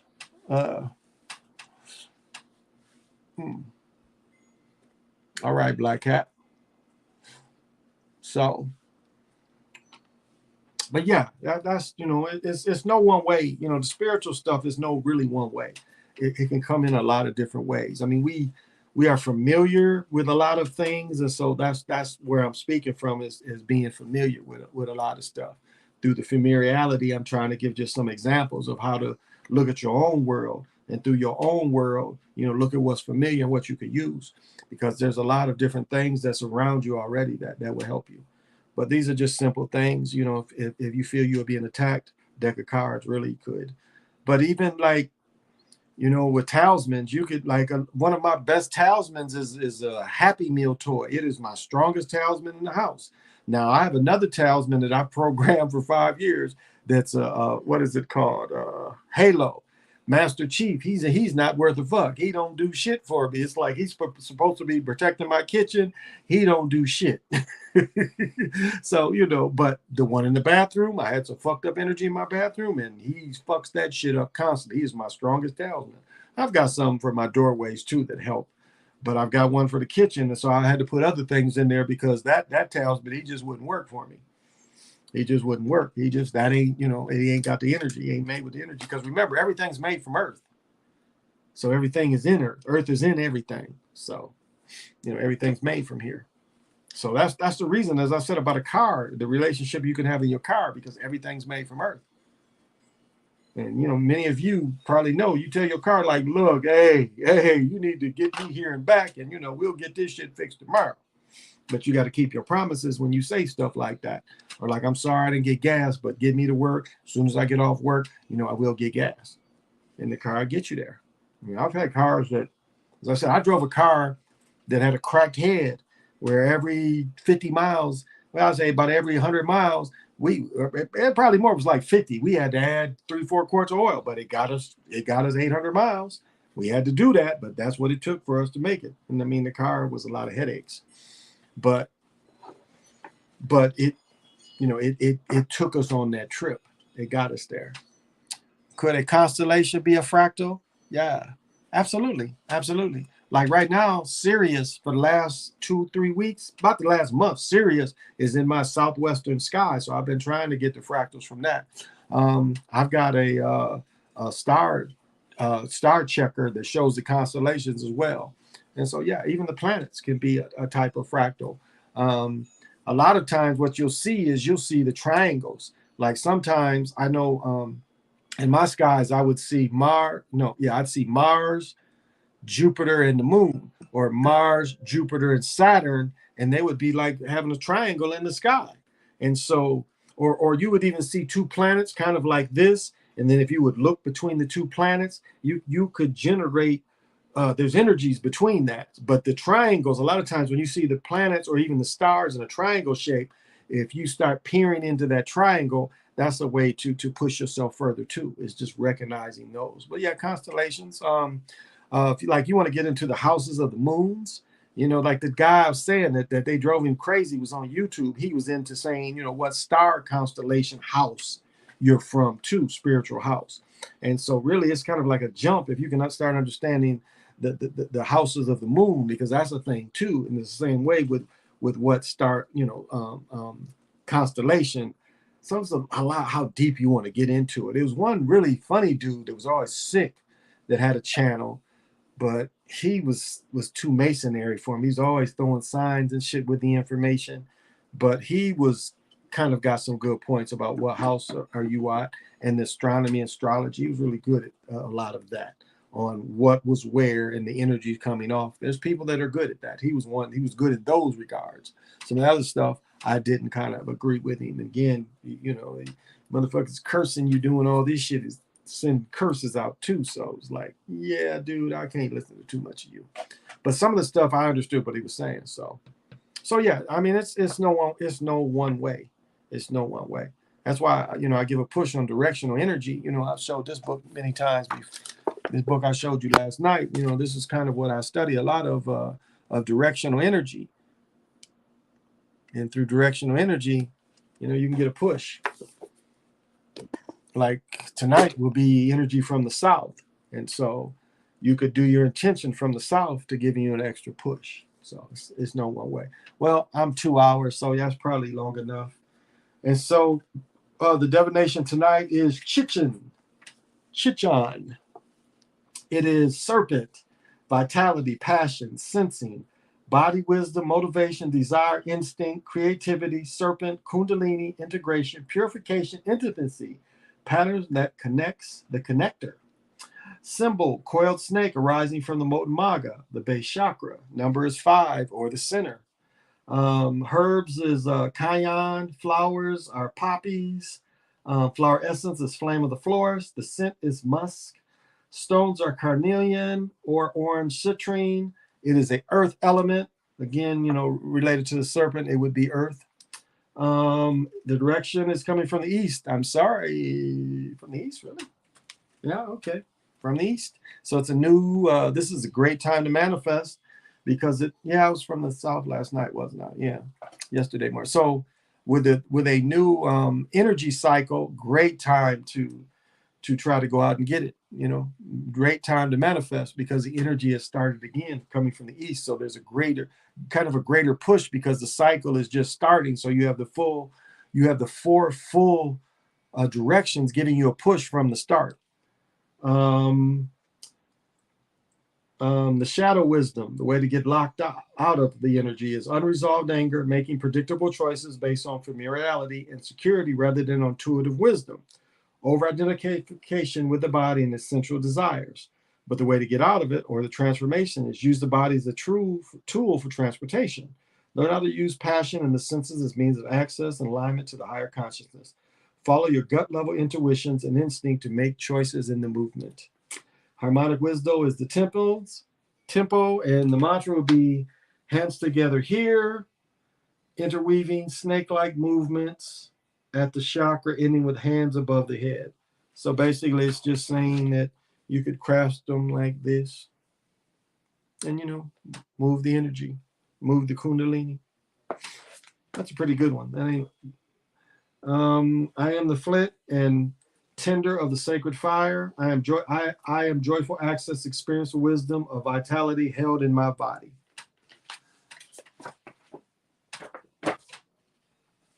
And so, as always, I end with Mora.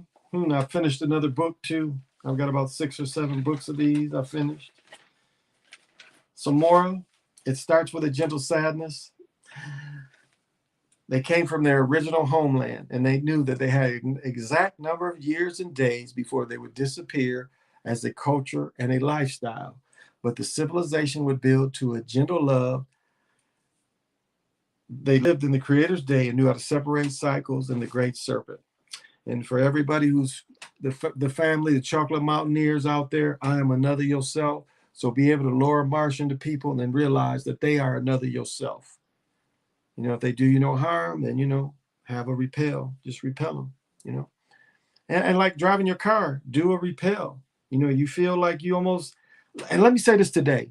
I saw driving today that made absolutely no sense. I saw people driving almost like it was a video game. I saw several moves that made absolutely no sense. I saw 2 cars in front of me. The guy signaled like he was going left, then hit his brakes and then whipped it to his right, like BMW almost hit him. Yesterday, I saw a girl, instead of running through the yellow light, she stopped in the car, 2 cars in front of me again. It was the same thing. So I'm paying attention. It's that car in front that's doing all the action. Boom. The car in front of me hit. Luckily, it didn't hit her hard. And they both looked at it. Was no damage. So that made no sense.